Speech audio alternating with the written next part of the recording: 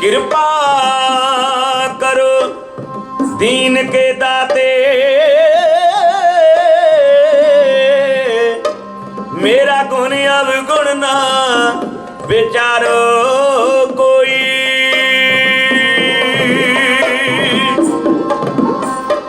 माटी का किया धोपे स्वामी,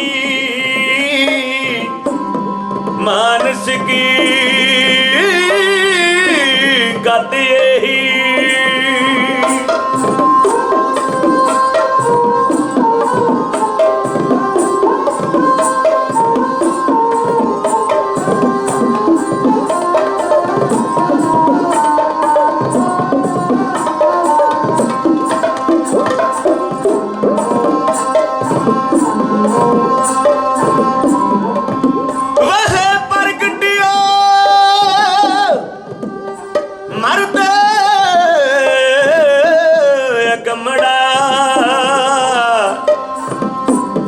प्रगटियो मर्द अकमड़ा वरिया में अकेला। वाहो वाहो गोबिंद सिंह आपे गुरचेला, आनंद गुणी निधान गुरु गरीब निवाज। सारी संगत गज के बोलो सतनाम श्री वाहेगुरु जी।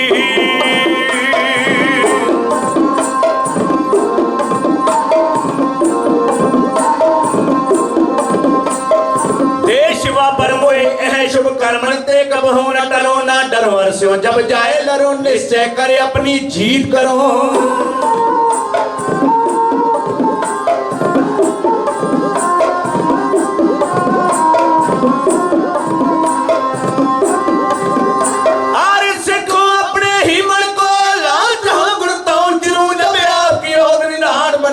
हीरन में तब जूझ मरो बेनती, मेरी है बेनती संगते गुरा दिए कह दो वाहेगुरु वाहेगुरु।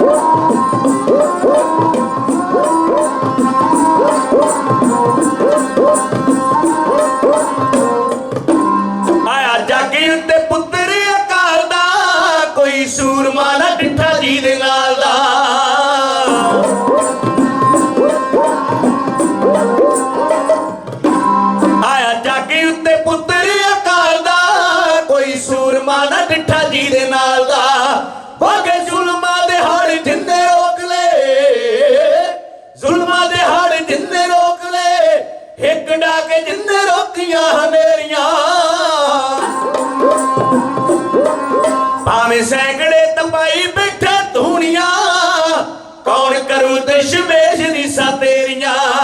भावे सैकड़े तपाई बैठे धूनिया, कौन करू दशमेश दिशा तेरिया।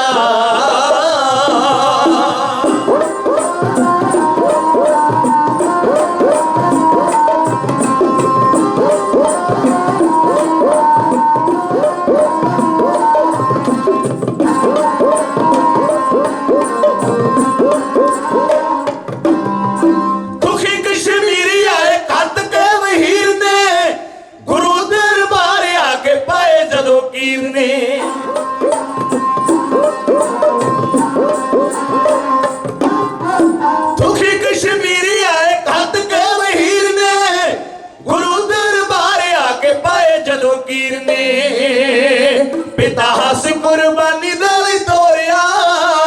छोटी आरजू ते वड्डियां दलेरियां पिता हस कुर्बानी दा भी तोरिया छोटी आरजू ते वड्डियां दलेरियां भावे सैकड़े तपाई बैठे धूनियां कौन करूं दशमेश रीसा तेरियां भावे सैकड़े तपाई बैठे धूनियां कौन करूं दशमेश रीसा तेरियां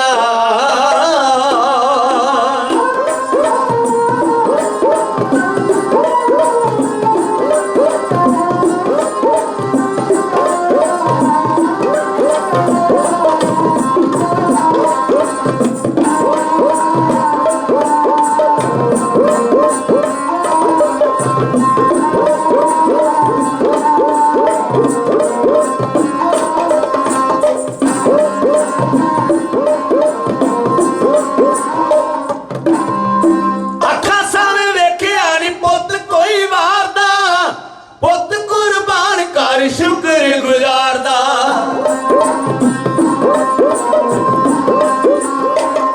अखा सामने वेखिया नी पुत कोई वारदा पुत कुर्बान कर शुक्र गुजारदा कौन आखदा झुका के सीस अपना दादा मोड़ियां अमानता मैं तेरियां कौन आखदा झुका के सीस अपना दादा मोड़ियां अमानता मैं तेरियां भावे सैकड़े तपाई बैठे धूनियां कौन करूं दशमेश रीसा तेरियां भावे सैकड़े तपाई बैठे धूनियां कौन करूं दशमेश रीसा तेरियां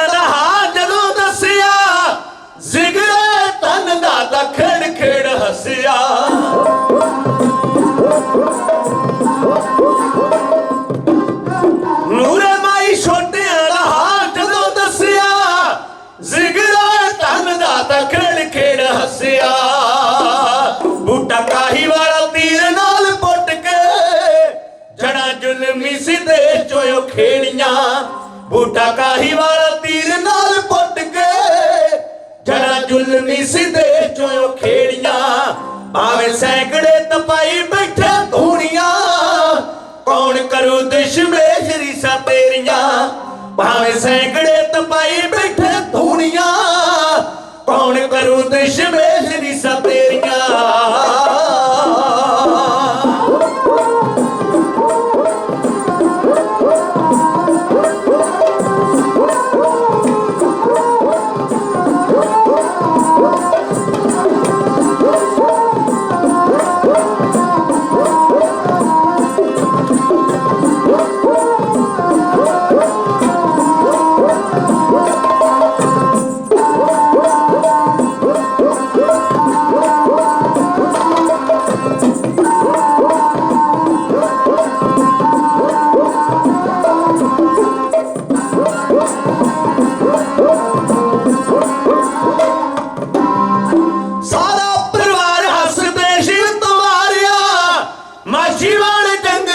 शुक्र गुजारिया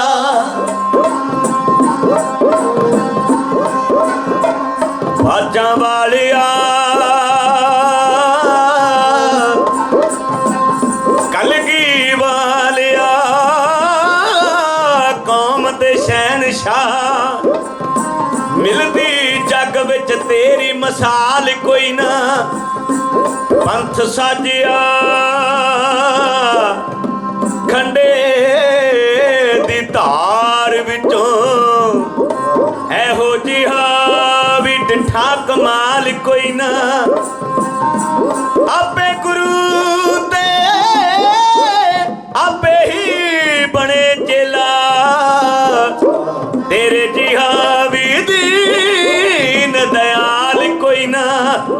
सब कुछ वार के खिड़ खिड़ हसदा रे ऐसा माने जम्मिया लाल कोई ना ऐसा माने जम्मिया लाल कोई ना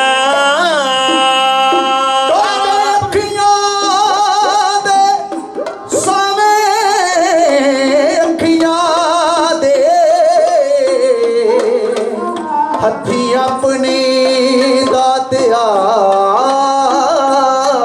वार आया तो बिच चमकौर दे वार आया ते दो नीहा दे बिच खलियार आया जिन्ना पुत्रा लई लोग ने तप कर दे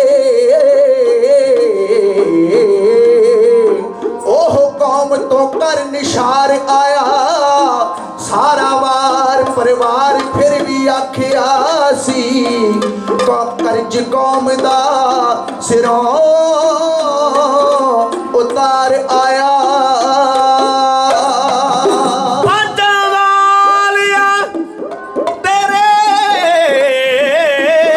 परिवार उते मैं करा किवें बयान जो जो बीतियां ने आ लोग पुत आके करन खुशियां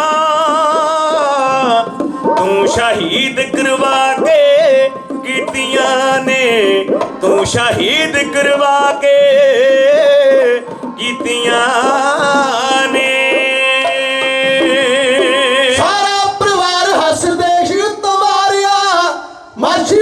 जंगलां च शुक्र गुजारिया तेरा जस गा के मोची शाद तोहफिया ताइयों पा लियां मंजिलां उचेरियां तेरा जस गा के मोची शाद तोहफिया ताइयों पा लियां मंजिलां उचेरियां भावें सैकड़े तपाई बैठे धूणियां कौन करू दशमेश दिसां तेरियां भावें सैकड़े तपाई बैठे धूणियां कौन करू दशमेश दिसां तेरियां कौन करू दशमेश दिसां तेरियां कौन करू दशमेश दिसां तेरियां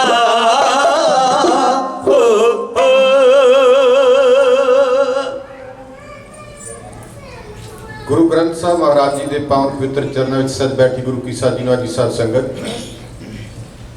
इतिहास कहने लई आप जी तो गुरु फतेह राही आग्ञा मंगते हैं मन बिरतियां की एकाग्रता बना के गुरु फतेह की सांझ पाओ ताकि गुरु के पाक पवित्र इतिहास चो कुछ पन्ने तुहाडी खिदमत में अर्ज कर सकी सारी सिख संगति को आवाज विच कहो जी वाहिगुरू जी का खालसा वाहिगुरू जी की फतेह। ईसाईयत धर्म का इतिहास पढ़ के देखो ईसाईयत धर्म के पैगंबर ने ईसा जी ईसा जी के हथ में सफा सी किसी अपाज बंदे के अंग उत्ते हथ फेर देण ते वो अग नरोआ हो जाता सी वो बीमार नूं तंदुरुस्त करने की शक्ति रखते सन। एक विधवा माई की जवान बेटी अधरंग की बीमारी का शिकार होके उहदी एक लातनकारी हो गई। यथाशक्त माई ने अपनी धी का इलाज करवाया पर वो रोग ना हो सकी। किसी ने दसिया माई ईसा जी के हथ में सफा है किसी के अपाज अंग उत्ते हथ फेर देना तंदुरुस्त हो जाता। फलाने पिंड में ईसा जी ने आना है तो अपनी बेटी लैके उत्थे पहुँच जाओ जदों गली विचों दी लंघण के हाथ जोड़ के बेनती करियो वो अपना दस्ते मुबारक वो अपाज अंग ते फिरनगे वो ठीक हो जाए। फिर माई अपनी जवान बेटी नूं लैके राह मल के खड़ी हो गई जिहड़े रस्ते ईसा जी ने लंघना सी। आए ईसाईयत धर्म के पैगंबर ईसा जी माई ने विधवा माई ने जवान बेटी नूं अगाह करके हथ जोड़ के आख्या जी खुदा ने तुहाडे हथ विच सभा बख्शिश की है तुसी किसी रोगी के अपाज अंग उत्ते अपना हथ फेरदे हो तंदुरुस्त हो जाता है। मेरी आ जवान बेटी जी ने मैं हाथ पीले करके निकाह करना चाहती हाँ अधरंग की बीमारी का शिकार होकर एक लातनकारी हो गई तो मेहरबानी करके इसनूं ठीक कर दें।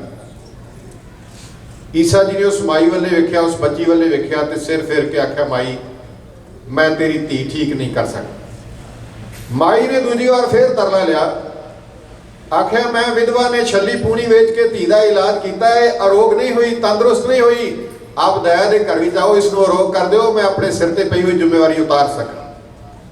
ईसा जी ने दूजी बार भी इनकार कर दिता। माई ने जो तीजी बार बेनती की तो ईसा जी सवाल करते, माई किहड़े धर्म नाल संबंध रखी? उन्हें आख्या जी धर्म करके तो मैं यहूदन हाँ। ईसा जी ने आख्या माई फिर तेरी धी मैं कदे भी ठीक नहीं कर सकता। माई ने आख्या क्यों नहीं कर सकते? ईसा जी का जवाब सी, माई किहड़ा सियाणा माई बाप है अपने बच्चों दी थालियां विचों रोटियां चुक के कुत्तियां बिल्लियां नूं पाए, भाव के मैं केवल ईसाइयां नूं ठीक कर सकदा, किसी गैर कौम के बंदे नूं ठीक नहीं कर सकता। धन गुरु गोबिंद सिंह सच्चे पातशाह महाराज जी कलगी वाले सतगुरु जिन्हां दे बारे में चंद शब्द आप श्रवण कर रहे सी, भावें सैकड़े तपाई बैठे धूणियां कौन करूं दिशमेश श्री सते, सजी मुजी मेरे कलगी वाले पातशाह महाराज की कोई रीस नहीं कर सकती। पौने 9 साल की उम्र होवे, कमजोरां दा टोला नौवें पातशाह की शरण विच आया होए, आखे बादशाह साडा धर्म धक्की नाल खो रहा ते धर्म की रखिया करो। ते गुरु तेग बहादुर साहब महाराज जी विचारां विच होण ते कलगी वाले पातशाह गल विच बाहां पा के पुछण भी बापूआ रोण वाले दखियार कौन ने? इत्थे तां कदे किसी नूं रोंदिया वेखिया ही, इत्थे तां रोंदे चेहरे मुरझाए हुए चेहरे खड़ाओ विच आ जांदे, कित्थों आए ते की आखना चाहुंदे? नौवें पातशाह ने आख्या साहिबजादे कश्मीर के पंडित ने बादशाह के सताए हुए गुरु नानक के घर की शरण आए ने, बादशाह इन्हों का धर्म धक्के नाल खोल रहा और इन्होंने धर्म की नैया भवजल में डगमगा रही है। महाराज इन्हों का धर्म बच सकता है किसी तरीके नाल? कलगी वाले पातशाह महाराज की बेनती। नौवें पातशाह ने आख्या बेटा गोबिंद राय इन्हों का धर्म बच सकता है, कोई धर्मात्मा होए जिहदी कथनी दे करनी में अंतर ना होए, अपनी रगां का खून पावे तो इन्हों का धर्म का पौधा प्रफुल्लित हो सकता है। नौवें पातशाह के गल में पईयां हुई बाहां खोल दित्तियां, उठे महाराज की गोद विचों मेरे कलगी वाले पातशाह बाहां फैला के आख्या, ओ कश्मीर तो आए हुए पंडितो, तुहाडी इस महान जिहड़ी कमजोरी है ना इहदा हल लभ लिया गया, तुहाडे ते आई हुई कजा टल जाएगी, तुहाडे धर्म की रखिया करने वाला मैं प्राप्त कर लिया। उस वेले कृपा राम ने हाथ जोड़ के आख्या साहिबजादे कौन है जिहड़ा साडे धर्म की नैया नूं पवजल के किनारे तो किनारे ते ला सकता है, साडा धर्म बचा सकता है, साडा धर्म सुरक्षित रह सकता है। तो कलगी वाले पातशाह महाराज जी ने थोड़े जे हट के नौवें पातशाह वाले इशारा करके आख्या, साहब गुरु तेग बहादुर साहब महाराज सच्चे पातशाह तुहाडे धर्म की रक्षा कर सकते, जिन्हां दी कथनी दे करनी में अंतर नहीं। तो गुरु तेग बहादुर साहब महाराज ने जानने वास्ते साहिबजादे कोलों आख्या मैं कुर्बानी देने लई तैयार हाँ गोबिंद राय, पर तू यतीम हो जाएगा। तो गुरु गोबिंद सिंह महाराज ने आख्या सच्चे पातशाह लक्कां बच्चे यतीम होने तो बच जाण, मैं यतीमता प्रवान करना। ये मेरे कलगी वाले पातशाह के हिस्से विच आया। दुनिया का इतिहास खोल के वेख लो, गुरु गोबिंद सिंह महाराज वर्गी करनी कोई पैगंबर नहीं कर सकता। गुरु गोबिंद सिंह वर्गा ना कोई होया ते ना होना। दुनिया के धर्मां का इतिहास पढ़दे बंदा जिंदगी का आखिरी श्वास लैंदे भी ये नहीं कह सकता भी मैं गुरु गोबिंद सिंह महाराज का सानी किसी कौम के इतिहास के पन्नियां नूं पढ़ के लभ लिया, नहीं हो सकता। गुरु गोबिंद सिंह महाराज मेरे कलगी वाले सतगुरु जिन्होंने वख-वख कौमां दे विद्वानां ने अपनी कलम चला के महाराज नूं नमस्कार की और उन्होंने जीवन अंकित करने का यत्न किया। मैं केसगढ़ साहब के जथेदार सिंह साहब ज्ञानी सरम सिंह की लिखी हुई नज़म तुहाडे नाल साझी कर लगा। हकीकत में इबादत है गुरु गोबिंद सिंह महाराज की। वो केसगढ़ साहब के जथेदार सन, जिथे वो चंगे प्रचारक सन उत्थे चंगे लेखक भी सन। केसगढ़ की ठेरी ते बैठिया उन्होंने गुरु गोबिंद सिंह महाराज के एहसानां नूं विचारिया और अपनी कलम चला के महाराज की शान में कोई शब्द लिखे जो इबादत के रूप में ने। यानी सरम सिंह जी की लिखी हुई लिखत तुहाडी फिल्म ते नज़र कर रहा हाँ। उन्होंने बोल ने गुरु गोबिंद सिंह गुर कादरे हर कार के सदके, गुरु गोबिंद सिंह गुर कादरे हर कार के सदके, पनाहे हर दो आलमो सच्ची सरकार के सदके। किसी बादशाह नाल नेड़ता करोगे संसार में उच्चे रुतबे पालोगे जगीरां मिलणगियां, पर गुरु गोबिंद सिंह महाराज की पनाह में आने वाले नूं दोवां थावां ते सत्कार मिलेगा। पनाहे हर दो आलम वो सच्ची सरकार के सदके, जिन्हें अपने बेगाने कभी जलीलो ख्वार करते थे, किए जिस सरदार उस बेकसों के यार के सदके। सानू अपने भी जलील करते सन, बगाने भी जलील करते सन। और खालसा राज स्थापित करके बाबा बंदा सिंह बहादुर नूं भेज के पंजाब की धरती ते खालसा राज महाराज की आग्ञा पा के बंदा सिंह बहादुर ने स्थापित किया और सानू मजारेदारां नूं सरदारियां प्राप्त हुई। जिन्हें अपने बेगाने कभी जलीलों ख्वार करते थे, किए जिस सरदार उस बेकसों के यार के सदके, सजाए दी अनायत दी मुकत और जुगदार खोले दिया जिस नाम अमृत का उस दातार के सदके। बैरागी बंदा था जिसका सैद खां जिस पे सैदा, जिहदे चरना दे बैरागी ने सिर रखे आख्या हुजूर मैं तेरा बंदा। बैरागी बंदा था जिसका सैद खां जिस पे सैदा था, यानी शैदाई हो गया महाराज के चरना तो जरनैल सैद खां। जिसे नंदलाल ने देखा मैं उस दीदार के सदके, खबर सरहद से आना वो सुनकर तेरा फरमाना। छोटे साहबजादियां की शहादत की खबर नूरे माई ने आन के मेरे कलगी वाले पातशाह महाराज ने दी है। कि महाराज अपनी रसना तो बोल रहे ने, जो आख्या यानी सरम सिंह जी जिक्र कर रहे हैं। खबर सरहद से आना वो सुनकर तेरा फरमाना, क्या कि अमानत थी अदा हो गई तेरे आसार के सदके। सूल थी सराई जिसकी खंजर था प्याला जिसका, लुंडाए खुम के खुम जिसने उसमें अखबार के सदके। तेरे परिवार सारे ने पिए प्याले शहादत के मेरे सरबंस दानी तेरे परिवार के सदके। महा सिंह लब पे जां जिस दिन तेरे पहलू पे लेटा था। ज्ञानी जी दे ख्याल उडारियां मारदे मारदे खदराने दी ढाब ते चले। नक्शा खिंचिया है गुरु गोबिंद सिंह महाराज ने जख्मी महा सिंह का सिर उठा के अपने पट ते रखा ते गुरु गोबिंद सिंह महाराज उहदे नाल विचारा कर रहे ने और दस महा सिंघा भारत वर्ष का राज लै देवां, त्रिलोकी का राज लै देवां, तेरियां पीढ़ियां स्वर्गां विच पहुंचा देवां। गुरु गोबिंद सिंह महाराज उहदे नाल विचारा कर रहे ने।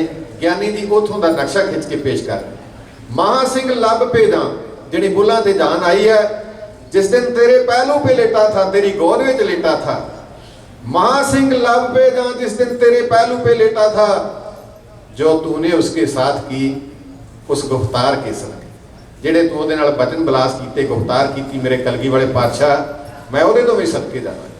फिर आखिरी बेनती करते हुए कहते सच्चे पातशाह तेरा दामन पकड़िया है, तेरे तखत का जथेदार हाँ सेवादार हाँ, ते तेरा बिरद है जेड़ा तेरा चोला पकड़ लेंदा सच्चे पातशाह नूं तू भुरजल तो पार कर देना। हूं तर दामन तेरा बंदा मेरे सतगुर पैज रखना। सच्चे पातशाह तेरा दामन पकड़िया, तेरे बंदे ने अपने बिरद की लज्जा पालनी। हूं तर दामन तेरा बंदा मेरे सतगुर पैज रखना, तेरे परत पावन बिरद बख्शण हार के सदके। अगर बख्शे कर्म तेरा, गिला नहीं महाराज नाल कोई कीता, आख्या जे बख्श लवे तेरा महान रहमो कर्म होएगा। अगर बख्शे कर्म तेरा ना बख्शे शिकायत क्या, अगर जे ना भी बख्शे तो किसी प्रकार की तेरे नाल शिकायत नहीं। गुरु गोबिंद सिंह कोई गिला शिकवा नहीं। अगर बख्शे कर्म तेरा ना बख्शे शिकायत क्या, तेरे इकरार के सदके तेरे इनकार के सदके। इकरार कर ले बख्शण वास्ते तां भी सदके जाना है, इनकार कर देवे तां भी सदके जाना। ओ गुरु गोबिंद सिंह सच्चे पातशाह महाराज जी, उन्हां दी लासानी कुर्बानी दे पन्ने तुहाडी सेवा विच हाजिर कर रहे हां। बेशक अज साहब गुरु अर्जन देव महाराज जी का शहीदी पुरब है, पर ਸਰੋਤੇ ਵੀਰਾਂ वाला सानू हुक्म आया सी कि तुसीं गुरु गोबिंद सिंह महाराज जी के अंतिम समय बारे विचारा करना। जदों महाराज जी नांदेड़ की धरती से सचखंड प्याना करते। कल के दीवान में साहब गुरु अर्जन देव महाराज की शहादत और उन्होंने कारण तुहाडे नाल साझा किया जाएगा, क्योंकि ऐतवार को छुट्टी होंदी है तो संगत महाराज के पावन चरणों में पहुँचती है। किहड़े किहड़े दोखी ने गुरु अर्जन देव महाराज को शहादत कराउणों शहीद कराउण विच हिस्सा पाया, कल दोपहर के दीवान में आप जी नाल साझा किया जाएगा। अज गुरु गोबिंद सिंह महाराज जी का अंतिम समय का इतिहास लैके तुहाडी खिदमत विच आए। दमदमा साहब की पावन धरती तो गरीब नवाज गुरु गोबिंद सिंह सच्चे पातशाह महाराज जी चौधरी डले अमर की दात दे के डाला सिंह बना के महाराज ने सिंघां नूं हुक्म किया भी इसबाब गड्डियां ते लदो ते असीं जाना है दखण वाले। सिखां ने आख्या महाराज भट पवे दखण, हजूर ने आख्या इंज ना आखो, उत्थे जाके कुछ मसले सुलझण वाले। महाराज जी की आग्या पा के समान गड्डियां ते लद्या गया, घोड़ियां ते काठियां पईयां। गरीब नवाज गुरु गोबिंद सिंह सच्चे पातशाह महाराज जी की आग्या पा के सिंह तुरे जैत राम नूं मिले। महाराज पुछते नहीं असीं दखण जा रहे हाँ, उत्थे कुछ चंगे लोग भी वास्ते ने, परमात्मा भी है, उन्हां बारे जानकारी दिओ। जैत राम जानकारी दिंदा है परमात्मा बारे, ते नाल महाराज नूं एक विशेष तौर ते गल कहिंदा है। महाराज वो कहते माधव दास का नाम का एक बरागी रहिंदा, उहदे डेरे विच नहीं जाना। वो परमात्मा नूं पहिलां दा बड़ा वड्डा मान दिंदा है, फिर जोग शक्ति नाल पलगा उल्टा के अपमान करदा, उहदे डेरे विच नहीं जाना। साहब कलगी वाले पातशाह ने ठाण लिया भी उहदे डेरे विच भी जावां। तो मेरे गरीब नवाज सच्चे पातशाह महाराज जी औरंगजेब बादशाह की मौत तो बाद उहदे पुत्रां विच जिहड़ी जंग हो रही सी, जाजो दे मैदान विच बहादुर शाह की मदद करके उन्होंने हिंदुस्तान का बादशाह बना दिता। ਬਾਦਸ਼ਾਹ ਨੇ ਮਹਾਰਾਜ ਨਾਲ ਜਿਹੜੇ ਵਾਅਦੇ ਕੀਤੇ ਸਨ ਉਹਨਾਂ ਤੋਂ ਮੁਕਰਦਾ ਜਾਂਦਾ ਹੈ। ਗੁਰੂ ਗੋਬਿੰਦ ਸਿੰਘ ਮਹਾਰਾਜ ਜੀ ਭਾਗ ਗਏ। ਪਹਿਲਾਂ ਤਾਂ ਇਹ ਕਾਫਲੇ ਬਰਾਬਰ ਚੱਲਦੇ ਸਨ, ਇੱਕ ਪਾਸੇ ਬਾਦਸ਼ਾਹ ਦਾ ਕਾਫਲਾ ਚੱਲਦਾ ਸੀ, ਇੱਕ ਪਾਸੇ ਦੀਨ ਦੁਨੀਆ ਦੇ ਬਾਦਸ਼ਾਹ ਦਾ ਕਾਫਲਾ ਚੱਲਦਾ। ਪਰ ਜਦੋਂ ਮਹਾਰਾਜ ਨੂੰ ਪਤਾ ਲੱਗ ਗਿਆ, ਕਿਉਂਕਿ ਹਜੂਰ ਨੇ ਕਿਹਾ ਵੀ ਸੀ ਬਾਦਸ਼ਾਹ ਤੂੰ ਬਾਦਸ਼ਾਹੀ ਲਈ ਇਮਦਾਦ ਦੀ ਮੰਗ ਕਰਦਾ ਹੈ, ਬਦਲ ਜਾਂਦੇ ਨੇ ਬਾਦਸ਼ਾਹਤ ਪਾ ਕੇ ਲੋਕ। ਬਾਦਸ਼ਾਹਾਂ ਦਾ ਬਾਦਸ਼ਾਹ ਇਤਬਾਰ ਨਹੀਂ ਹੁੰਦਾ, ਰਾਜਨੀਤਿਕ ਬੰਦਿਆਂ ਦਾ ਇਤਬਾਰ ਨਹੀਂ ਹੁੰਦਾ। ਤੇ ਯਾਦ ਰੱਖ ਜਿਹੜੇ ਸਾਡੇ ਨਾਲ ਵਾਅਦੇ ਕੀਤੇ ਨੇ, ਬੇਗੁਨਾਹਾਂ ਨੂੰ ਜਿਹੜੀਆਂ ਸਜ਼ਾਵਾਂ ਮਿਲੀਆਂ ਉਹਨਾਂ ਦੇ ਜ਼ਾਲਮਾਂ ਨੂੰ ਸਾਡੇ ਹੱਥ ਦੇਣ ਦਾ ਜਿਹੜਾ ਤੂੰ ਵਾਅਦਾ ਕੀਤਾ, ਬਾਦਸ਼ਾਹ ਮੁੱਕਰ ਜਾਂਦੇ। ਜਦੋਂ ਮਹਾਰਾਜ ਨੂੰ ਪਤਾ ਲੱਗਾ ਬਾਦਸ਼ਾਹ ਮੁੱਕਰ ਰਿਹਾ ਹੈ, ਗਰੀਬ ਨਾਥ ਸੱਚੇ ਪਾਤਸ਼ਾਹ ਨੇ ਆਪਣਾ ਰਸਤਾ ਬਦਲਿਆ ਤੇ ਚਲਦੇ ਚਲਦੇ ਮੇਰੇ ਕਲਗੀ ਵਾਲੇ ਪਾਤਸ਼ਾਹ ਗੁਰੂ ਗੋਬਿੰਦ ਸਿੰਘ ਮਹਾਰਾਜ ਜੀ ਗੋਦਾਵਰੀ ਦੇ ਤੱਟ ਉੱਤੇ ਨਾਂਦੇੜ ਦੀ ਪਾਵਨ ਧਰਤੀ ਤੇ 3 ਸਤੰਬਰ 1708 ਈਸਵੀ ਨੂੰ ਗੁਰੂ ਗੋਬਿੰਦ ਸਿੰਘ ਮਹਾਰਾਜ ਜੀ ਨੇ ਜਾ ਉਤਾਰਾ ਕੀਤਾ। ਖੁੱਲਾ ਮੈਦਾਨ ਸੀ, ਘੋੜਿਆਂ ਦੇ ਚਰਨ ਵਾਸਤੇ ਘਾਹ ਵੇਖਿਆ। ਮਹਾਰਾਜ ਨੂੰ ਜਗ੍ਹਾ ਬੜੀ ਪਸੰਦ ਆਈ। ਗਰੀਬ ਨਾਥ ਸੱਚੇ ਪਾਤਸ਼ਾਹ ਮਹਾਰਾਜ ਨੇ ਹੁਕਮ ਕੀਤਾ ਆਪ ਗੱਡਿਆਂ ਤੋਂ ਸ਼ਮਿਆਨੇ ਲਾਓ, ਤੰਬੂ ਤਾਣ ਦਿੱਤੇ ਜਾਣ, ਤਖਤ ਸਜਾ ਦਿੱਤਾ ਜਾਵੇ। ਮਹਾਰਾਜ ਦੇ ਹੁਕਮ ਦੀ ਤਮੀਲ ਹੋਈ। ਗੁਰੂ ਗੋਬਿੰਦ ਸਿੰਘ ਸੱਚੇ ਪਾਤਸ਼ਾਹ ਮਹਾਰਾਜ ਜੀ ਦਾ ਪਾਵਨ ਦਰਬਾਰ ਸਜਦਾ ਹੈ। ਸਵੇਰੇ ਵੀ ਦਰਬਾਰ ਸਜਦਾ ਹੈ ਮਹਾਰਾਜ ਦਾ, ਸ਼ਾਮ ਨੂੰ ਵੀ ਦਰਬਾਰ ਸਜਦਾ।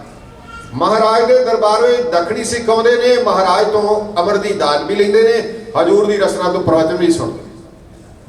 ਗੁਰੂ ਦਾ ਬਚਨ ਦੇ ਕੋਈ ਸਿੱਖ ਸੁਣਾਵੇ ਤੇ ਉਹਦੇ ਤੇ ਬੜਾ ਵੱਡਾ ਪ੍ਰਭਾਵ ਪੈਂਦਾ ਹੈ। ਜਦੋਂ ਗੁਰੂ ਦੀ ਰਸਨਾ ਤੋਂ ਬਚਨ ਨਿਕਲਦੇ ਹੋਣਗੇ, ਉਹ ਕਿੰਨੇ ਭਾਗਾਂ ਵਾਲੇ ਹੋਣਗੇ ਜਿਨ੍ਹਾਂ ਨੇ ਮਹਾਰਾਜ ਦੇ ਦੀਦਾਰ ਵੀ ਕੀਤੇ ਹੋਣਗੇ ਔਰ ਹਜੂਰ ਦੀ ਰਸਨਾ ਤੋਂ ਨਿਕਲੇ ਹੋਏ ਬੋਲ ਵੀ ਸਰਵਣ ਕੀਤੇ ਹੋਣਗੇ। ਗੁਰੂ ਗੋਬਿੰਦ ਸਿੰਘ ਸੱਚੇ ਪਾਤਸ਼ਾਹ ਮਹਾਰਾਜ ਜੀ ਜਗਤ ਦੇ ਉਧਾਰਨ ਵਾਸਤੇ ਸੰਸਾਰੀ ਜੀਵਾਂ ਨੂੰ ਪਰਮਾਰਥ ਦਾ ਗਿਆਨ ਦੇ ਰਹੇ। ਸੋਹਣਿਆਂ ਦੇ ਸੁਲਤਾਨ ਸੱਚੇ ਪਾਤਸ਼ਾਹ ਮਹਾਰਾਜ ਦੇ ਦਰਬਾਰ ਵਿੱਚ ਦੱਖਣੀ ਸਿੱਖ ਤੇ ਹੋਰ ਜਾਤੀਆਂ ਦੇ ਲੋਕ ਵੀ ਆਉਂਦੇ ਨੇ, ਗਿਆਨ ਪ੍ਰਾਪਤ ਕਰਕੇ ਪਰਮਾਰਥ ਦੇ ਪਾਂਧੀ ਬਣਦੇ ਨੇ।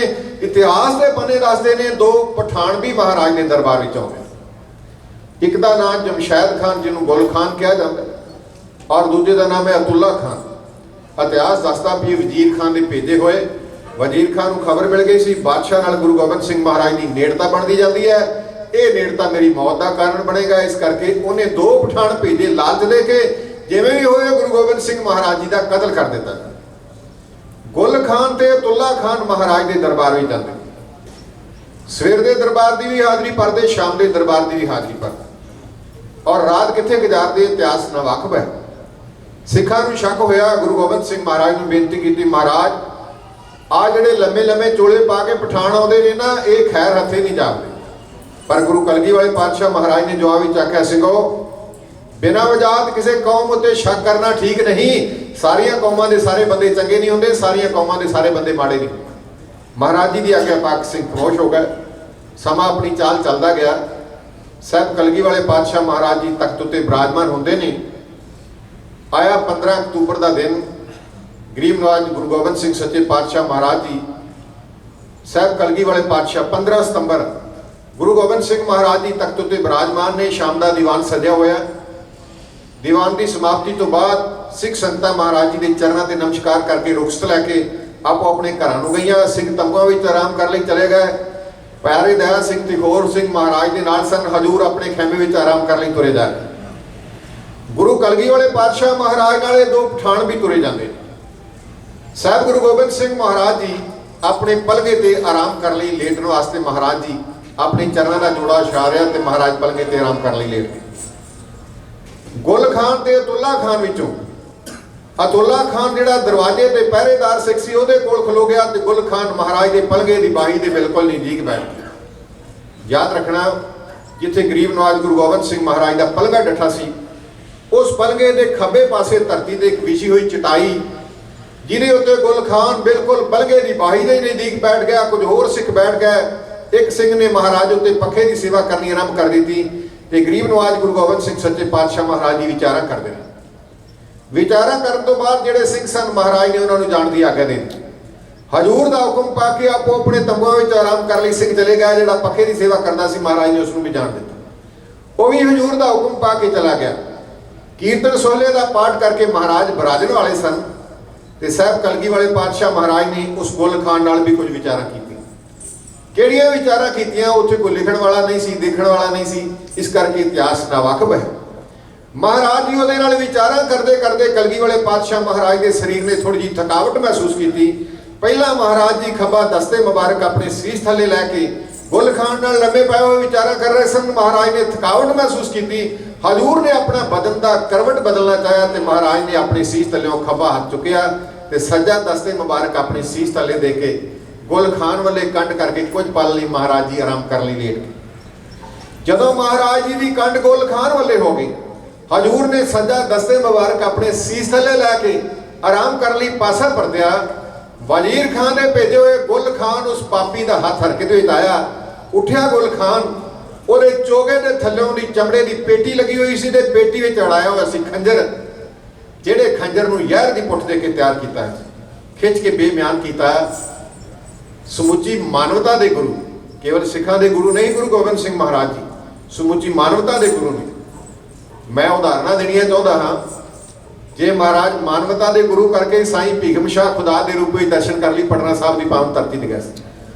ਔਰ ਪੀਰੀ ਬੁੱਧੂ ਸ਼ਾਹ ਨੇ ਮਹਾਰਾਜ ਦੀ ਭਗਾਣੀ ਦੀ ਜੰਗ ਵਿੱਚ ਇਮਦਾਦ ਕਰਦਿਆਂ ਪਠਾਣਾ ਦੇ ਭੱਜ ਜਾਣ ਤੋਂ ਬਾਅਦ ਆਪਣੇ 2 ਪੁੱਤਰ ਇੱਕ ਭਰਾ ਕੁਰਬਾਨ ਕਰ ਦਿੱਤਾ ਸੀ। ਇਸ ਲਈ ਮਹਾਰਾਜ ਸਮੁੱਚੀ ਮਾਨਵਤਾ ਦੇ ਗੁਰੂ ਸਨ। ਕਿਸੇ ਧਰਮ ਨਾਲ ਗੁਰੂ ਦਾ ਕੋਈ ਸ਼ਰੀਕਾ ਨਹੀਂ ਸੀ। ਮਹਾਰਾਜ ਦੇ ਇਹੀ ਕਹਿੰਦੇ ਸਨ, ਇਹ ਦੇਸ਼ ਸਾਡਾ ਆਪਣਾ ਹੈ, ਗੈਰ ਇਹਦੇ ਤੇ ਕਾਬਜ ਹੋ ਰਹੇ ਨੇ, ਅਸੀਂ ਗੁਲਾਮਾਂ ਦੀ ਛੱਟ ਚੁੱਕ ਕੇ ਆਪਣੇ ਜੀਵਨ ਦੀਆਂ ਘੜੀਆਂ ਬਤੀਤ ਕਰ ਰਹੇ ਹਾਂ, ਆਓ ਦੇਸ਼ ਦੀ ਆਜ਼ਾਦੀ ਲਈ ਹਮਲਾ ਮਾਰੀਏ। ਇਸ ਕਰਕੇ ਮਹਾਰਾਜ ਦਾ ਸਮੁੱਚੀ ਮਾਨਵਤਾ ਦੇ ਗੁਰੂ ਸਨ। ਪਰ ਲਾਲਚ ਵਾਸ ਆਏ ਹੋਏ ਗੁੱਲ ਖਾਨ ਨੇ ਖਿੱਚ ਕੇ ਖੰਜਰ ਬੇਮਿਆਨ ਕੀਤਾ। ਮੇਰੇ ਕਲਗੀ ਵਾਲੇ ਪਾਤਸ਼ਾਹ ਗੁਰੂ ਗੋਬਿੰਦ ਸਿੰਘ ਮਹਾਰਾਜ ਉੱਤੇ ਖੰਜਰ ਦਾ ਗਹਿਰਾ ਵਾਰ ਕਰ ਰਿਹਾ ਹੈ। ਸਰਬ ਸਾਂਝੀ ਵਾਲਤਾ ਦੇ ਮਾਨਵਤਾ ਦੇ ਗੁਰੂ ਗੋਬਿੰਦ ਸਿੰਘ ਮਹਾਰਾਜ ਉੱਤੇ ਇਸ ਸੀਨ ਨੂੰ ਤੱਕਣ ਦਾ ਯਤਨ ਕਰੋ। ਸੋਹਣਿਆਂ ਦੇ ਸੁਲਤਾਨ ਸੱਚੇ ਪਾਤਸ਼ਾਹ ਸੱਚੇ ਦਸਤੇ ਮੁਬਾਰਕ ਨੂੰ ਸੀਸ ਥੱਲੇ ਜਾ ਕੇ ਆਰਾਮ ਫਰਮਾ ਰਹੇ ਨੇ। ਗੁੱਲ ਖਾਨ ਦਾ ਪਾਪੀ ਹੱਥ ਹਰਕਤ ਵਿੱਚ ਆਇਆ, ਉਹਨੇ ਖੰਜਰ ਬੇਮਿਆਨ ਕੀਤਾ। ਦਿਲ ਦੀ ਸੇਧ ਲੈ ਕੇ ਗੁਰੂ ਗੋਬਿੰਦ ਸਿੰਘ ਮਹਾਰਾਜ ਉੱਤੇ ਖੰਜਰ ਦਾ ਵਾਰ ਇਉਂ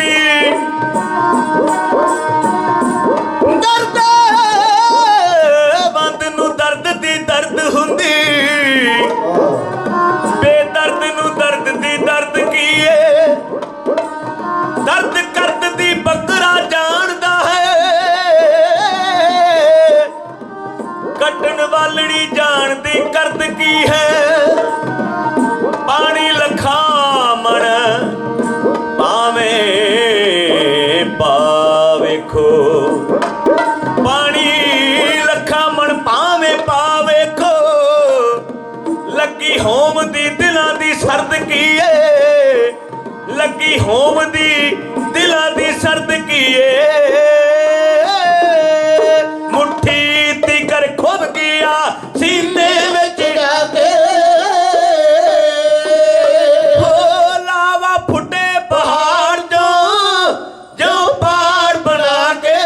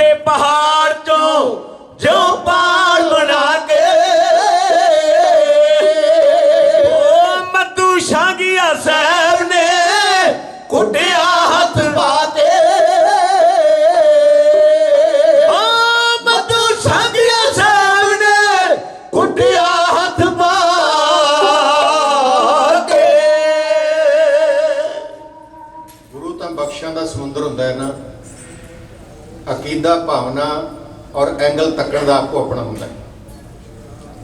ਪੀਰ ਬੁੱਧੂ ਸ਼ਾਹ ਨੇ ਗੁਰੂ ਗੋਬਿੰਦ ਸਿੰਘ ਮਹਾਰਾਜ ਦੇ ਚਰਨਾਂ ਤੋਂ ਆਪਣੇ ਦੋ ਬੇਟੇ ਕੁਰਬਾਨ ਕੀਤੇ ਭੰਗਾਣੀ ਦੀ ਜੰਗ। ਇੱਕ ਭਰਾ ਸ਼ਹੀਦ ਹੋਇਆ। ਮਹਾਰਾਜ ਪ੍ਰਸੰਨ ਹੋ ਕੇ ਕਹਿ ਰਹੇ ਨੇ, ਮੰਗੋ ਬੁੱਧੂ ਸ਼ਾਹ ਜੀ, ਤੁਹਾਡੀ ਮਹਾਨ ਕੁਰਬਾਨੀ ਦੀ ਦਾਤ ਦਿੰਦੇ ਹਾਂ, ਗੁਰੂ ਨਾਨਕ ਦੇ ਦਰਬਾਰ ਵਿੱਚੋਂ ਕੀ ਮੰਗਣਾ। ਆਪੋ ਆਪਣੀ ਤੱਕਣੀ ਹੈ। ਮੈਂ ਬੇਨਤੀ ਕਰਨ ਲੱਗਾ ਹਾਂ, ਪੀਰ ਬੁੱਧੂ ਸ਼ਾਹ ਮੰਗਦਾ ਪਤਾ ਕੀ ਹੈ? ਕਹਿੰਦਾ ਜਿਹੜੀ ਮੰਗਣੀ ਮੰਗ ਸੋ ਮੰਗ ਚੁੱਕਾ, ਚਰਨ ਧੂੜ ਤੋਂ ਬਿਨਾ ਨਹੀਂ ਲੋੜ ਮੈਨੂੰ। ਤੁੱਠੇ ਹੋ ਤਾਂ ਵਾਲਾ ਸਮੇਤ ਦੇ ਦਿਓ, ਕੰਘਾ ਆਪਣੇ ਸੀਸ ਦਾ ਮੋੜ ਨਹੀਂ। ਕਰੋ ਇਸ ਤੋਂ ਹੋਰ ਜੇ ਮਿਹਰ ਜ਼ਿਆਦਾ, ਰੱਖੀ ਜੋੜਿਆਂ ਦੇ ਵਿੱਚ ਜੋੜ ਮੈਨੂੰ, ਤੇਰੇ ਲੰਗਰਾਂ ਦੇ ਭਾਂਡੇ ਮਾਂਜਦਾ ਰਹਾ, ਤੇਰੀ ਚਰਨ ਧੂੜੀ ਵਿੱਚ ਨਹਾਉਂਦਾ ਰਹਾ। ਬਾਕੀ ਰਹਿ ਜੋ ਬਚ ਪਰਿਵਾਰ ਮੇਰਾ ਮੋਜੀ, ਉਸ ਨੂੰ ਵੀ ਲਿਖੇ ਲਾਵਾਂ। ਇੱਕ ਫਕੀਰ ਹੈ, ਕਾਮਲ ਫਕੀਰ, ਔਰ ਗੁਰੂ ਗੋਬਿੰਦ ਸਿੰਘ ਮਹਾਰਾਜ ਕੋਲੋਂ ਚਰਨਾਂ ਦੀ ਧੂੜੀ ਮੰਗਦਾ। ਉਹ ਵੀ ਇੱਕ ਪਠਾਨ ਹੈ ਨਾ, ਗੁੱਲ ਖਾਨ ਵੀ ਪਠਾਨ ਹੈ। ਤੱਕਣ ਦਾ ਤਰੀਕਾ ਆਪੋ ਆਪਣਾ ਹੈ। ਲਾਲਚ ਦੀ ਪੱਟੀ ਅੱਖਾਂ ਦੇ ਵੱਜੀ ਹੋਈ ਸੀ। ਖੁਦਾ ਦੇ ਸਾਕਾਰ ਰੂਪ ਗੁਰੂ ਗੋਬਿੰਦ ਸਿੰਘ ਮਹਾਰਾਜ ਉੱਤੇ ਖੰਜਰ ਦਾ ਵਾਰ ਕਰ ਦਿੱਤਾ। ਇਹਦਾ ਨਿਸ਼ਾਨਾ ਛਿੜਕਿਆ, ਵਾਰ ਤੇ ਕੀਤਾ ਸੀ ਦਿਲ ਦੀ ਸੇਧ ਲੈ ਕੇ। ਖੱਬੀ ਵੱਖੀ ਵਿੱਚ ਖੰਜਰ ਖੁੱਭਿਆ ਮਹਾਰਾਜ ਦੇ। 9 ਇੰਚੀ ਖੰਜਰ ਮਹਾਰਾਜ ਦੇ ਜਿਸਮ ਵਿੱਚ ਤੱਕ ਗਿਆ। ਖੂਨ ਦੇ ਫਾਰੇ ਵਗੇ, ਖੰਜਰ ਫੁੱਟ ਕੇ ਦੌੜਨ ਲੱਗਾ। ਸ਼ੇਰ ਵਾਲੀ ਸ਼ਕਤੀ ਰੱਖਣ ਵਾਲੇ ਗੁਰੂ ਗੋਬਿੰਦ ਸਿੰਘ ਮਹਾਰਾਜ ਨੇ ਜਲਦੀ ਨਾਲ ਉਹਦਾ ਚੋਲਾ ਫੜ ਲਿਆ। ਜਿਹੜਾ ਲੰਬਾ ਚੋਲਾ ਗਲ ਵਿੱਚ ਪਾਇਆ ਸੀ, ਮਹਾਰਾਜ ਨੇ ਫੜ ਲਿਆ। ਬੜੀ ਤੇਜ਼ੀ ਨਾਲ ਮਹਾਰਾਜ ਉੱਠੇ ਔਰ ਸੱਚੇ ਪਾਤਸ਼ਾਹ ਤੋਂ ਚੋਲਾ ਛਡਾਉਣ ਦਾ ਯਤਨ ਕਰਦਾ ਹੈ, ਪਰ ਗੁਰੂ ਗੋਬਿੰਦ ਸਿੰਘ ਮਹਾਰਾਜ ਕੋਲੋਂ ਛਡਾ ਸਕਦਾ ਸੀ? ਸਰਾਣੇ ਮਹਾਰਾਜ ਦੀ ਸ੍ਰੀ ਸਾਹਿਬ ਪਈ ਸੀ ਤੇ ਸੱਚੇ ਪਾਤਸ਼ਾਹ ਦੀ ਸ੍ਰੀ ਸਾਹਿਬ ਮਿਆਨ ਵਿੱਚ ਥੋੜੀ ਜਿਹੀ ਟੈਟ ਸੀ, ਉਹ ਮਹਾਰਾਜ ਨੇ ਸੱਜੇ ਹੱਥ ਵਿੱਚ ਫੜ ਲਈ। ਪ੍ਰਿੰਸੀਪਲ ਸਤਬੀਰ ਸਿੰਘ ਨੇ ਇੱਕ ਪੁਸਤਕ ਲਿਖੀ ਹੈ, ਪੁਰਖ ਭਗਵੰਤ ਗੁਰੂ ਗੋਬਿੰਦ ਸਿੰਘ ਮਹਾਰਾਜ ਦੇ ਬਾਰੇ ਵਿੱਚ। ਉਹਦੇ ਵਿੱਚ ਉਹ ਜ਼ਿਕਰ ਕਰਦੇ ਨੇ ਕਿ ਮਹਾਰਾਜ ਨੇ ਸ੍ਰੀ ਸਾਹਿਬ ਨੂੰ ਬੇਮਿਆਨ ਕਰਨ ਲਈ ਝਟਕਾ ਦਿੱਤਾ, ਪਰ ਸ੍ਰੀ ਸਾਹਿਬ ਬੇਮਿਆਨ ਨਾ ਹੋਈ ਕਿਉਂਕਿ ਮਿਆਨ ਵਿੱਚ ਟੈਟ ਸੀ। ਮਹਾਰਾਜ ਨੇ ਦੂਜੀ ਵਾਰ ਫੇਰ ਝਟਕਾ ਦਿੱਤਾ, ਫਿਰ ਵੀ ਸ੍ਰੀ ਸਾਹਿਬ ਬੇਮਿਆਨ ਨਾ ਹੋਈ। ਜਦੋਂ ਤੀਜੀ ਵਾਰ ਥੋੜਾ ਜਿਹਾ ਹੋਰ ਝਟਕਾ ਦਿੱਤਾ, ਉਹਦਾ ਮਿਆਨ ਖੈਮੇ ਦੇ ਪਰਦੇ ਨਾਲ ਜਾ ਟਕਰਾਇਆ ਤੇ ਉਹ ਬੇਮਿਆਨ ਹੋ ਗਿਆ। ਗੁਰੂ ਗੋਬਿੰਦ ਸਿੰਘ ਸੱਚੇ ਪਾਤਸ਼ਾਹ ਮਹਾਰਾਜ ਨੇ ਮਾਰ ਕੇ ਹੁਜਕਾ ਗੁੱਲ ਖਾਨ ਨੂੰ ਨੇੜੇ ਕੀਤਾ। ਉਹਨੇ ਆਖਿਆ, ਹਾਏ ਅੰਮਾ, ਤੇ ਮੇਰੇ ਹਜ਼ੂਰ ਨੇ ਆਖਿਆ, ਹੁਣ ਅੰਮਾ ਕਹਿਣ ਦਾ ਵਕਤ ਨਹੀਂ, ਅੱਲਾ ਕਹੋ। ਤੇ ਕਲਗੀ ਵਾਲੇ ਪਾਤਸ਼ਾਹ ਗੁਰੂ ਗੋਬਿੰਦ ਸਿੰਘ ਮਹਾਰਾਜ ਨੇ ਤੇਗ ਦਾ ਪਰਮਾ ਵਾਰ ਕੀਤਾ। ਗੁਲ ਖਾਨ ਦੀ ਗਰਦਨ ਤੇ ਪਿਆ, ਉਹਦਾ ਸਿਰ ਖੈਮੇ ਦੇ ਪਰਦੇ ਨਾਲ ਤੇ ਟਕਰਾਇਆ। ਜਿਵੇਂ ਕਿਸੇ ਰੁੱਖ ਦਾ ਮੋਛਾ ਧਰਤੀ ਤੇ ਡਿੱਗਦਾ ਹੈ, ਇਸ ਤਰ੍ਹਾਂ ਉਹਦਾ ਜਿਸਮ ਧਰਤੀ ਤੇ ਡਿੱਗ ਪਿਆ ਤੇ ਬਾਹਰਲੇ ਨੂੰ ਪਤਾ ਲੱਗ ਗਿਆ ਵੀ ਅੰਦਰਲਾ ਮਾਰਿਆ ਗਿਆ। ਅਤੁੱਲਾ ਖਾਨ ਨੂੰ ਪਤਾ ਲੱਗ ਗਿਆ ਮੇਰਾ ਸਾਥੀ ਮਾਰਿਆ ਗਿਆ। ਸਾਹਿਬ ਕਲਗੀ ਵਾਲੇ ਪਾਤਸ਼ਾਹ ਮਹਾਰਾਜ ਨੇ ਖੱਬਾ ਦਸਤੇ ਮੁਬਾਰਕ ਗਹਿਰੇ ਜ਼ਖਮ ਤੇ ਘੁੱਟ ਕੇ ਰੱਖਿਆ। ਖੂਨ ਦੇ ਫਾਰੇ ਵਗ ਰਹੇ ਸਨ, ਜਿਵੇਂ ਲਾਵਾ ਫੁੱਟਦਾ ਪਹਾੜ ਵਿੱਚੋਂ। ਵੱਡੇ ਜਿਗਰੇ ਦੇ ਮਾਲਕ ਗੁਰੂ ਗੋਬਿੰਦ ਸਿੰਘ ਸੱਚੇ ਪਾਤਸ਼ਾਹ ਦੇ ਪੁੱਤਰਾਂ ਦੀ ਕੁਰਬਾਨੀ ਦੇ ਕੇ ਵੀ ਨਹੀਂ ਡੋਲੇ। ਖੱਬੇ ਦਸਤੇ ਮੁਬਾਰਕ ਨਾਲ ਗਹਿਰੇ ਜ਼ਖਮ ਉੱਤੇ ਹੱਥ ਰੱਖ ਕੇ ਪਲਗੇ ਤੇ ਬਰਾਜੇ ਪਏ ਨੇ। ਨੂਰੀ ਜਲਵਾ ਢਿੱਲਾ ਨਹੀਂ ਪਿਆ। ਅਬਦੁੱਲਾ ਖਾਨ ਦੌੜਨ ਲੱਗਾ। ਜਿਹੜਾ ਪਹਿਰੇਦਾਰ ਸਿੰਘ ਸੀ ਉਹਨੇ ਆਵਾਜ਼ਾਂ ਦਿੱਤੀਆਂ ਸਿੰਘਾਂ ਨੂੰ। ਗੁਰੂ ਗੋਬਿੰਦ ਸਿੰਘ ਮਹਾਰਾਜ ਦੇ ਬਾਂਕੇ ਜੋ ਦੇ ਤੰਬੂਆਂ ਵਿੱਚ ਆਰਾਮ ਕਰਦੇ ਦੌੜੇ ਆਏ। ਅਬਦੁੱਲਾ ਖਾਨ ਨੂੰ ਦੌੜਦਿਆਂ ਵੇਖ ਲਿਆ ਤੇ ਭੱਜ ਕੇ ਫੜ ਲਿਆ। ਫੜ ਕੇ ਪੁੱਛਦੇ ਵੀ ਮਹਾਰਾਜ ਤੇ ਵਾਰ ਕਰਨ ਦਾ ਕਿਹਦਾ ਹੱਥ? ਉਹ ਕੁੱਟ ਖਾਂਦਾ ਖਾਂਦਾ ਸਿੰਘਾਂ ਦੇ ਹੱਥੋਂ ਮਰ ਗਿਆ। ਉਹਦੀ ਰੂਹ ਰੱਬ ਦੀ ਦਰਗਾਹ ਵਿੱਚ ਲੇਖਾ ਦੇਣ ਵਾਸਤੇ ਚਲੀ ਗਈ। ਸਿੰਘ ਦੌੜ ਕੇ ਮਹਾਰਾਜ ਦੇ ਉਸ ਖੈਮੇ ਵਿੱਚ ਆਏ ਜਿੱਥੇ ਨੂਰੀ ਦੇ ਜਲਵੇ ਦੇ ਮਾਲਕ ਗੁਰੂ ਗੋਬਿੰਦ ਸਿੰਘ ਮਹਾਰਾਜ ਜੀ ਜ਼ਖਮੀ ਹਾਲਾਤ ਵਿੱਚ ਪਲੰਗੇ ਤੇ ਬੈਠੇ ਸਨ। ਉਸੇ ਤਰ੍ਹਾਂ ਤਕੀਏ ਦੇ ਸੀਸ ਰੱਖਿਆ। ਸ੍ਰੀ ਸਾਹਿਬ ਸਜੇ ਦਸਤੇ ਮੁਬਾਰਕ ਵਿੱਚ ਪਕੜੀ ਹੋਈ ਜਿਹਦੇ ਨਾਲ ਜਿਹਨੂੰ ਗੁਲ ਖਾਨ ਦਾ ਖੂਨ ਲੱਗਾ ਹੋਇਆ। ਖੱਬਾ ਹੱਥ ਮਹਾਰਾਜ ਨੇ ਗਹਿਰੇ ਜ਼ਖਮ ਤੇ ਰੱਖਿਆ ਤੇ ਹਜ਼ੂਰ ਦਾ ਨੂਰੀ ਜਲਵਾ ਜਰਾ ਜਿੰਨਾ ਵੀ ਮੱਠਾ ਨਹੀਂ ਪਿਆ। ਸਿੰਘਾਂ ਨੇ ਆਣ ਕੇ ਵੇਖਿਆ। ਸਾਹਿਬ ਕਲਗੀ ਵਾਲੇ ਪਾਤਸ਼ਾਹ ਮਹਾਰਾਜ ਨੇ ਆਖਿਆ ਜਿਸ ਨਿਰੰਕਾਰ ਨੇ ਮੈਨੂੰ ਸੰਸਾਰ ਤੇ ਭੇਜਿਆ ਉਸ ਦਾਤੇ ਨੇ ਆਪਣੇ ਸੇਵਕ ਨੂੰ ਹੱਥ ਦੇ ਕੇ ਰੱਖਿਆ। ਸਤਿਕਾਰਯੋਗ ਖਾਲਸਾ ਜੀ, ਜਰਾ ਸੱਦਿਆ ਗਿਆ। ਸਿੰਘਾਂ ਨੇ ਦੌੜ ਕੇ ਫੌਜ ਵਿੱਚ ਜਿਹੜਾ ਹਕੀਮ ਸੀ ਉਸ ਨੂੰ ਲਿਆਂਦਾ ਔਰ ਉਹਨੇ ਮਹਾਰਾਜ ਦੇ ਜ਼ਖਮ ਨੂੰ ਸਾਫ਼ ਕੀਤਾ। ਦਵਾਈ ਭਰ ਕੇ ਟਾਂਕੇ ਲਾ ਕੇ ਪੱਟੀ ਕਰ ਦਿੱਤੀ। ਇਤਿਹਾਸ ਦੇ ਪੰਨਿਆਂ ਦੇ ਜ਼ਿਕਰ ਆਉਂਦਾ ਬਹਾਦਰ ਸ਼ਾਹ ਨੇ ਵੀ ਆਪਣਾ ਅੰਗਰੇਜ਼ ਡਾਕਟਰ ਭੇਜਿਆ ਮਹਾਰਾਜ ਦੇ ਇਲਾਜ ਵਾਸਤੇ। ਹਜ਼ੂਰ ਨੇ ਉਸ ਤੋਂ ਇਲਾਜ ਲੈਣ ਵਾਸਤੇ ਇਨਕਾਰ ਕਰ ਦਿੱਤਾ। ਸਮਾਂ ਆਪਣੀ ਚਾਲ ਚੱਲਦਾ ਗਿਆ। ਹਕੀਮ ਨੇ ਆਖਿਆ ਮਹਾਰਾਜ ਥੋੜੇ ਦਿਨਾਂ ਤੋਂ ਬਾਅਦ ਮੇਰੀ ਸੱਚੀ ਸਰਕਾਰ ਸਣ ਕੇ ਸੀ ਇਸ਼ਨਾਨ ਕਰਕੇ ਸੰਗਤਾਂ ਨੂੰ ਦੀਦਾਰ ਦੇਣ ਵਾਸਤੇ ਤਖਤ ਉੱਤੇ ਬਿਰਾਜਿਆ ਕਰੇਗੀ। ਸਮਾਂ ਆਪਣੀ ਚਾਲ ਚੱਲਦਾ ਗਿਆ। ਮਹਾਰਾਜ ਜੀ ਨੇ ਸੱਜੀ ਮੁੱਜੀ ਕੋਈ ਦਿਨਾਂ ਦੇ ਵਕਤ ਤੋਂ ਬਾਅਦ ਸਣ ਕੇ ਸੀ ਇਸ਼ਨਾਨ ਕੀਤਾ। ਆਪਣੇ ਕਦਮਾਂ ਨਾਲ ਚੱਲਦੇ ਹੋਏ ਮਹਾਰਾਜ ਜੀ ਮਲਕੜੇ ਜਿਹੜਾ ਤਖਤ ਸਜਾਇਆ ਸੀ ਗਰੀਬ ਨਵਾਜ ਉਹਦੇ ਤੇ ਜਾ ਬਿਰਾਜੇ। ਸੱਚੇ ਪਾਤਸ਼ਾਹ ਦਾ ਪਵਿੱਤਰ ਦਰਬਾਰ ਸਜਿਆ ਹੋਇਆ। ਪਸ਼ਮੀਨੇ ਦੀ ਚਾਨਣੀ ਉੱਤੇ ਤਾਰੀ ਹੈ। ਸਿੱਖ ਚੌਰ ਕਰ ਰਿਹਾ ਹੈ। ਸੋਹਣੇ ਦੇ ਸੁਲਤਾਨ ਸੱਚੇ ਪਾਤਸ਼ਾਹ ਤਖਤ ਤੇ ਬਿਰਾਜਮਾਨ ਨੇ। ਮੈਂ ਕਈ ਵਾਰੀ ਬੇਨਤੀ ਕੀਤੀ ਹੈ ਗੁਰੂ ਕੀ ਸੰਗਤ, ਅਸੀਂ ਤੁਹਾਨੂੰ ਇਤਿਹਾਸ ਸੁਣਾਉਂਦੇ ਨਹੀਂ, ਇਤਿਹਾਸ ਵਿਖਾਉਣ ਦਾ ਯਤਨ ਕਰਦੇ।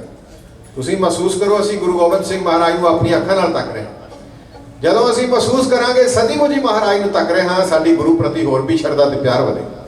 ਤਾਂ ਮੇਰੇ ਕਲਗੀ ਵਾਲੇ ਪਾਤਸ਼ਾਹ ਤਖਤ ਉੱਤੇ ਬਿਰਾਜਮਾਨ ਨੇ। ਹਜ਼ੂਰ ਦੇ ਸੈਨਾਪਤੀ ਸਤਿਗੁਰਾਂ ਦੇ ਸਾਹਮਣੇ ਬੈਠੇ ਨੇ। ਝੋਲੀਆਂ ਅੱਡ ਕੇ ਮੰਗਣ ਵਾਲੇ ਵੀ ਫਰਿਆਦੀ ਬਣ ਕੇ ਮਹਾਰਾਜ ਦੇ ਦਰਬਾਰ ਵਿੱਚ ਖੜੇ। ਹਜ਼ੂਰ ਦਸਤੇ ਮੁਬਾਰਕ ਉਠਾ ਕੇ ਉਹਨਾਂ ਨੂੰ ਦਾਤਾਂ ਦੇ ਕੇ ਮਾਲਾ ਮਾਲ ਕਰ ਰਹੇ। ਤੇ ਮਹਾਰਾਜ ਸ਼ਸਤਰਾਂ ਦੇ ਬੜੇ ਸ਼ਕੀਨ ਸਨ। ਕਿਸੇ ਰਾਮਗੜੀਏ ਸਿੱਖ ਨੇ ਪਰਣ ਕੀਤਾ ਸੀ, ਮਹਾਰਾਜ ਮੇਰੀ ਆ ਬੇਨਤੀ ਸਵੀਕਾਰ ਕਰੋ ਤੇ ਮੈਂ ਮੇਰੇ ਦਾਦਾ ਤੁਸੀਂ ਧਰਖ ਨਾਲ ਬੜਾ ਪਿਆਰ ਕਰਦੇ ਹੋ, ਮੈਂ ਤੁਹਾਡੇ ਦਰਬਾਰ ਵਿੱਚ ਮਜ਼ਬੂਤ ਧਰਖ ਤਰਾਵਾਂ। ਰਾਮਗੜੀਆ ਸਿੰਘ ਸੀ। ਮਹਾਰਾਜ ਨੇ ਉਹਦੀ ਜਿਹੜੀ ਲਾਲਸਾ ਸੀ ਉਹ ਪੂਰੀ ਕਰ ਦਿੱਤੀ ਕਿਉਂਕਿ ਉਹਨੇ ਅਰਦਾਸ ਕੀਤੀ ਸੀ। ਉਹਨੇ ਫਿਰ ਬੜੀ ਮਿਹਨਤ ਨਾਲ ਧਨਖ ਤਿਆਰ ਕੀਤਾ ਤੇ ਮਹਾਰਾਜ ਦੀ ਭਾਲ ਅੰਦਰ ਤੁਰਿਆ। ਪੰਜਾਬ ਦੀ ਧਰਤੀ ਤੋਂ ਗੁਰੂ ਗੋਬਿੰਦ ਸਿੰਘ ਮਹਾਰਾਜ ਦੀਆਂ ਪੈੜਾਂ ਦਬਾਉਂਦਾ ਹੋਇਆ ਸ਼ਰਧਾਲੂ ਸਿੱਖ ਨੰਦੇੜ ਜਾ ਪਹੁੰਚਾ ਕਲਗੀ ਵਾਲੇ ਪਾਤਸ਼ਾਹ ਦੇ ਪਵਿੱਤਰ ਦਰਬਾਰ। ਉਸੇ ਤਰ੍ਹਾਂ ਮਜ਼ਬੂਤ ਕਮਾਨ ਹੱਥਾਂ ਵਿੱਚ ਫੜਿਆ ਹੋਇਆ ਤੇ ਨਾਲੇ ਕਲਗੀ ਵਾਲੇ ਪਾਤਸ਼ਾਹ ਦੇ ਦਰਸ਼ਨਾਂ ਨੂੰ ਵਾਧਾ ਜਾਂਦਾ। ਤਖਤ ਤੇ ਬਿਰਾਜਮਾਨ ਨੇ ਗਰੀਬ ਨਵਾਜ਼ ਸੱਚੇ ਪਾਤਸ਼ਾਹ ਦਾ ਮਹਾਰਾਜ ਦੇ ਚਰਨਾਂ ਵਿੱਚ ਹੱਥ ਰੱਖੇ। ਉਸੇ ਤਰ੍ਹਾਂ ਕਮਾਨ ਹੱਥਾਂ ਵਿੱਚ ਫੜ ਕੇ ਕੂਣੀਆਂ ਧਰਤੀ ਤੇ ਲਾ ਕੇ ਮਹਾਰਾਜ ਦੇ ਚਰਨਾਂ ਤੇ ਨਮਸਕਾਰ ਖੜੀ ਕੀਤੀ ਤੇ ਨਮਸਕਾਰ ਕਰਕੇ ਖੜਾ ਹੋ ਗਿਆ। ਗਰੀਬ ਨਵਾਜ਼ ਸੱਚੇ ਪਾਤਸ਼ਾਹ ਨੇ ਨਜ਼ਰ ਭਰ ਕੇ ਦ੍ਰਿਸ਼ਟੀ ਪਾਈ ਆਪਣੇ ਸਿੱਖ ਉੱਤੇ ਤੇ ਉਸ ਨੂੰ ਵੇਖਿਆ। ਮਹਾਰਾਜ ਕਮਾਨ ਵੇਖ ਕੇ ਬੜੇ ਪ੍ਰਸੰਨ ਹੋਏ। ਹਜ਼ੂਰ ਨੇ ਦਸਤੇ ਮੁਬਾਰਕ ਅਗਾਹ ਕੀਤੇ ਤੇ ਸਿੱਖ ਨੇ ਹੱਥ ਵਿੱਚ ਫੜਿਆ ਹੋਇਆ ਧੰਨ ਗੁਰੂ ਗੋਬਿੰਦ ਸਿੰਘ ਮਹਾਰਾਜ ਦੇ ਕਲ ਕਮਲਾਂ ਵਿੱਚ ਦੇ ਦਿੱਤਾ। ਕਲਗੀ ਵਾਲੇ ਪਾਤਸ਼ਾਹ ਮਹਾਰਾਜ ਕਦੀ ਉਹਦਾ ਦੂਜਾ ਗੋਸ਼ਾ ਤਾਂ ਤੱਕ ਕੇ ਵੇਖਦੇ ਨੇ, ਕਦੇ ਦੂਜਾ ਗੋਸ਼ਾ ਵੇਖਦੇ ਨੇ, ਕਦੇ ਤਣੀ ਠਣਕਾ ਕੇ ਵੇਖਦੇ ਨੇ ਤੇ ਮਹਾਰਾਜ ਕਹਿੰਦੇ ਜਿਹਨੇ ਤਿਆਰ ਕੀਤਾ ਕੋਈ ਕਮੀ ਬਾਕੀ ਨਹੀਂ ਛੱਡੀ। ਆਪਣੇ ਹੁਨਰ ਦੀਆਂ ਰੀਝਾਂ ਲਾ ਦਿੱਤੀਆਂ ਤਿਆਰ ਕਰਨ ਵਾਲੇ ਨੇ। ਸਿੱਖ ਨੇ ਆਖਿਆ ਮਹਾਰਾਜ ਬੜੀ ਮਿਹਨਤ ਨਾਲ ਤਿਆਰ ਕੀਤਾ। ਸਾਹਿਬਾਂ ਨੇ ਆਖਿਆ ਬਹੁਤ ਅੱਛਾ, ਪ੍ਰਸੰਨ ਹਾਂ ਅਸੀਂ। ਗੁਰੂ ਕਲਗੀ ਵਾਲੇ ਪਾਤਸ਼ਾਹ ਮਹਾਰਾਜ ਕਹਿਣ ਲੱਗੇ ਪ੍ਰਸੰਨ ਹਾਂ, ਬਹੁਤ ਵਧੀਆ, ਅੱਛੀ ਮਿਹਨਤ ਕਰਕੇ ਤਿਆਰ ਕੀਤਾ। ਪਰ ਸਿਆਣਿਆਂ ਦਾ ਕਥਨ ਹੈ ਕਿ ਮਿੱਤਰ ਨੂੰ ਲੋੜ ਤੋਂ ਪਹਿਲਾਂ ਪਰਖ ਲਓ ਤੇ ਹਥਿਆਰ ਨੂੰ ਮੈਦਾਨੇ ਜੰਗ ਵਿੱਚ ਚਲਾਉਣ ਤੋਂ ਪਹਿਲਾਂ ਪਰਖ ਲਓ। ਵੇਖਣ ਨੂੰ ਤੇ ਚੰਗਾ ਲੱਗਦਾ ਹੈ ਪਰ ਜਿੰਨਾ ਚਿਰ ਪਰਖ ਨਾ ਕਰੀਏ ਕੀ ਜਾਣੀਏ ਵੀ ਚੰਗਾ ਕਿ ਨਹੀਂ ਚੰਗਾ। ਕਈ ਵਾਰੀ ਪਲਾਸਟਿਕ ਦੇ ਖਿਡੌਣੇ ਇੰਨੇ ਚੰਗੇ ਹੁੰਦੇ ਉਹ ਅਸਲੀ ਨਾਲੋਂ ਵੀ ਚੰਗੇ ਲੱਗਦੇ ਨੇ ਪਰ ਟੁੱਟ ਜਾਂਦੇ ਨੇ। ਮਾੜੀ ਦੀ ਕਮਾਨ ਖਿੱਚਿਆ ਬੱਚਿਆਂ ਕੋਲੇ ਅਕਸਰ ਦੇਖੇ ਜਾ ਸਕਦੇ। ਗੁਰੂ ਗੋਬਿੰਦ ਸਿੰਘ ਮਹਾਰਾਜ ਨੇ ਆਖਿਆ ਦਾਨਸ਼ਮੰਦਾਂ ਦਾ ਕਥਨ ਹੈ ਜਿਹੜੇ ਮਿੱਤਰ ਉੱਤੇ ਰੱਬ ਵਰਗਾ ਮਾਣ ਕਰਦੇ ਉਸ ਮਿੱਤਰ ਨੂੰ ਲੋੜ ਤੋਂ ਪਹਿਲਾਂ ਇੱਕ ਵਾਰੀ ਟਣਕਾ ਕੇ ਵੇਖ ਲਓ। ਇਹ ਨਾ ਹੋਵੇ ਵੀ ਤੁਸੀਂ ਲੋੜ ਲਈ ਦਰਵਾਜ਼ੇ ਤੇ ਜਾਓ ਤੇ ਉਹ ਕੰਡ ਕਰਕੇ ਖਲੋ ਜਾਓ। ਇਸੇ ਤਰ੍ਹਾਂ ਜਿਹੜਾ ਹਥਿਆਰ ਮੈਦਾਨੇ ਜੰਗ ਵਿੱਚ ਵਰਤਣ ਲਈ ਤੁਹਾਡੇ ਕੋਲ ਆਇਆ ਉਸ ਨੂੰ ਪਹਿਲਾਂ ਉਹਦੀ ਪਰਖ ਕਰਕੇ ਵੇਖ ਲਓ। ਇਹ ਨਾ ਹੋਵੇ ਐਨ ਸਿਰੇ ਤੇ ਆ ਕੇ ਤੁਹਾਨੂੰ ਧੋਖਾ ਦੇ ਜਾਏ। ਇਸ ਕਰਕੇ ਮਹਾਰਾਜ ਨੇ ਆਖਿਆ ਇਹਦੀ ਪਰਖ ਕਰਕੇ ਵੇਖਦੇ ਆ ਕਿ ਕਿੰਨਾ ਕੁ ਵਧੀਆ। ਹਕੀਮ ਨਜ਼ਦੀਕ ਖੜਾ ਸੀ, ਉਹਨੇ ਆਖਿਆ ਹਜ਼ੂਰ ਅੱਲਾ ਜ਼ਖਮ ਪਾਟ ਜਾਵੇਗਾ। ਸਾਹਿਬ ਕਲਗੀ ਵਾਲੇ ਪਾਤਸ਼ਾਹ ਅਜੇ ਤੁਹਾਡਾ ਸਰੀਰ ਆਗਿਆ ਨਹੀਂ ਦਿੰਦਾ ਵੀ ਤੁਸੀਂ ਇਸ ਕਮਾਨ ਨੂੰ ਚਲਾ ਸਕੋ, ਪਰ ਗੁਰੂ ਅਕਾਲ ਪੁਰਖ ਦੇ ਭੇਜੇ ਅਕਾਲ ਦੇ ਪੁੱਤਰ ਸੰਸਾਰ ਤੇ ਆਏ ਸਨ, ਉਹਨਾਂ ਦੀ ਆਪਣੀ ਮਰਜ਼ੀ ਸੀ ਨਾ। ਉੱਠੇ ਮਹਾਰਾਜ ਤਖਤ ਤੋਂ, ਸਾਹਿਬ ਕਲਗੀ ਵਾਲੇ ਪਾਤਸ਼ਾਹ ਦੇ ਦਸਤੇ ਮੁਬਾਰਕ ਵਿੱਚ ਉਹ ਕਮਾਨ ਫੜਿਆ, ਸੰਗਤ ਵਿੱਚੋਂ ਦੀ ਲੰਘਦੇ ਮਹਾਰਾਜ ਦੀ ਥੋੜੇ ਜਿਹੇ ਹਟਵੇਂ ਚਲੇ ਗਏ ਤੇ ਮਹਾਰਾਜ ਦੀ ਭੁਜਾ ਵਿੱਚ ਬਹੁਤ ਜ਼ਿਆਦਾ ਸ਼ਕਤੀ ਸੀ।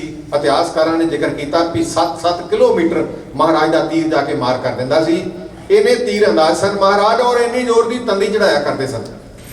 ਸਾਹਿਬ ਕਲਗੀ ਵਾਲੇ ਪਾਤਸ਼ਾਹ ਮਹਾਰਾਜ ਦੀ ਸੰਗਤ ਤੋਂ ਪਰੇ ਹੋ ਕੇ ਕੋੜ ਲਾ ਲਿਆ, ਧਰਤੀ ਤੇ ਵੀਰ ਆਸਨ ਬਹਿ ਗਏ ਤੇ ਮਹਾਰਾਜ ਉਸ ਕਮਾਨ ਦੀ ਪਰਖ ਕਰਨ ਲੱਗੇ ਨੇ। ਤੇ ਸਾਕਾ ਕਿਵੇਂ ਵਾਪਰਦਾ ਹੈ, ਲਾਈਨਾਂ ਅਰਥ ਕੀਤੀਆਂ ਜਾ ਰਹੀਆਂ। ਤੁਹਾਡੀ ਸੇਵਾ ਵਿੱਚ ਧਿਆਨ ਦੇ ਕੇ, ਧਿਆਨ ਨੂੰ ਕੇਂਦਰਿਤ ਕਰਕੇ ਸਰਵਣ ਕਰਿਓ ਤਾਂ ਕਿ ਮਹਿਸੂਸ ਹੋ ਸਕੇ ਮਹਾਰਾਜ ਨੂੰ ਅਸੀਂ ਦਰਸ਼ਨ ਕਰ ਰਹੇ ਹਾਂ ਸੱਚੇ ਪਾਤਸ਼ਾਹ ਦੇ ਕਮਾਨ ਚੜਾਉਂਦਿਆਂ।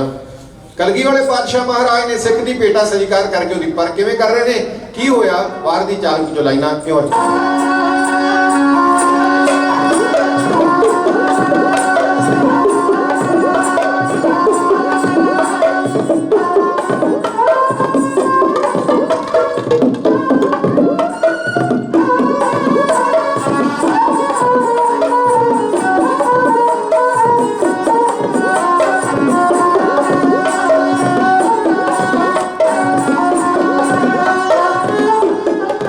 ਸਾਹਿਬਾ ਹੋ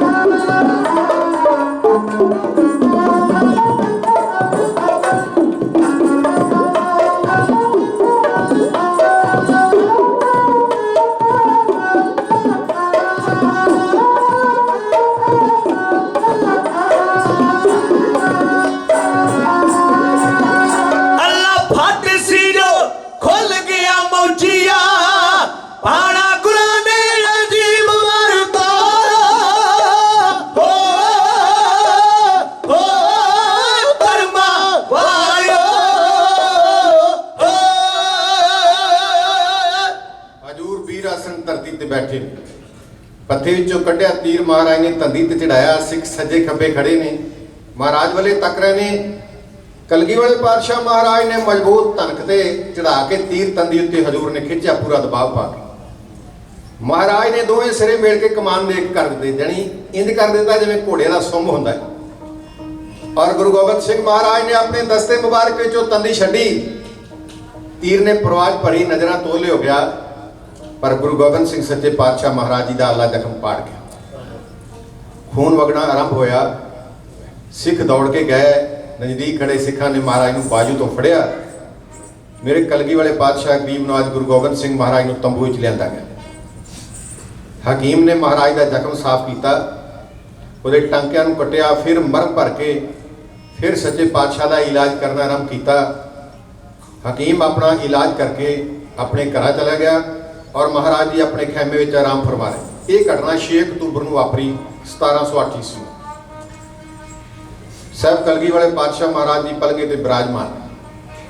ਪਿਆਰੇ ਦਇਆ ਸਿੰਘ ਮਹਾਰਾਜ ਨਾਲ ਪਰਛਾਵੇਂ ਦੀ ਤਰ੍ਹਾਂ ਰਹਿੰਦੇ ਨੇ, ਜਿਵੇਂ ਮਨੁੱਖ ਨਾਲ ਪਰਛਾਵਾਂ ਰਹਿੰਦਾ ਹੈ, ਉਹਦਾ ਛਾਇਆ ਰਹਿੰਦਾ ਹੈ। ਗੁਰੂ ਗੋਬਿੰਦ ਸਿੰਘ ਸੱਚੇ ਪਾਤਸ਼ਾਹ ਮਹਾਰਾਜ ਦੂਜੀ ਘਟਨਾ ਵਾਪਰ ਚੁੱਕੀ ਸੀ ਜ਼ਖਮ ਪਾਟਣ ਦੀ।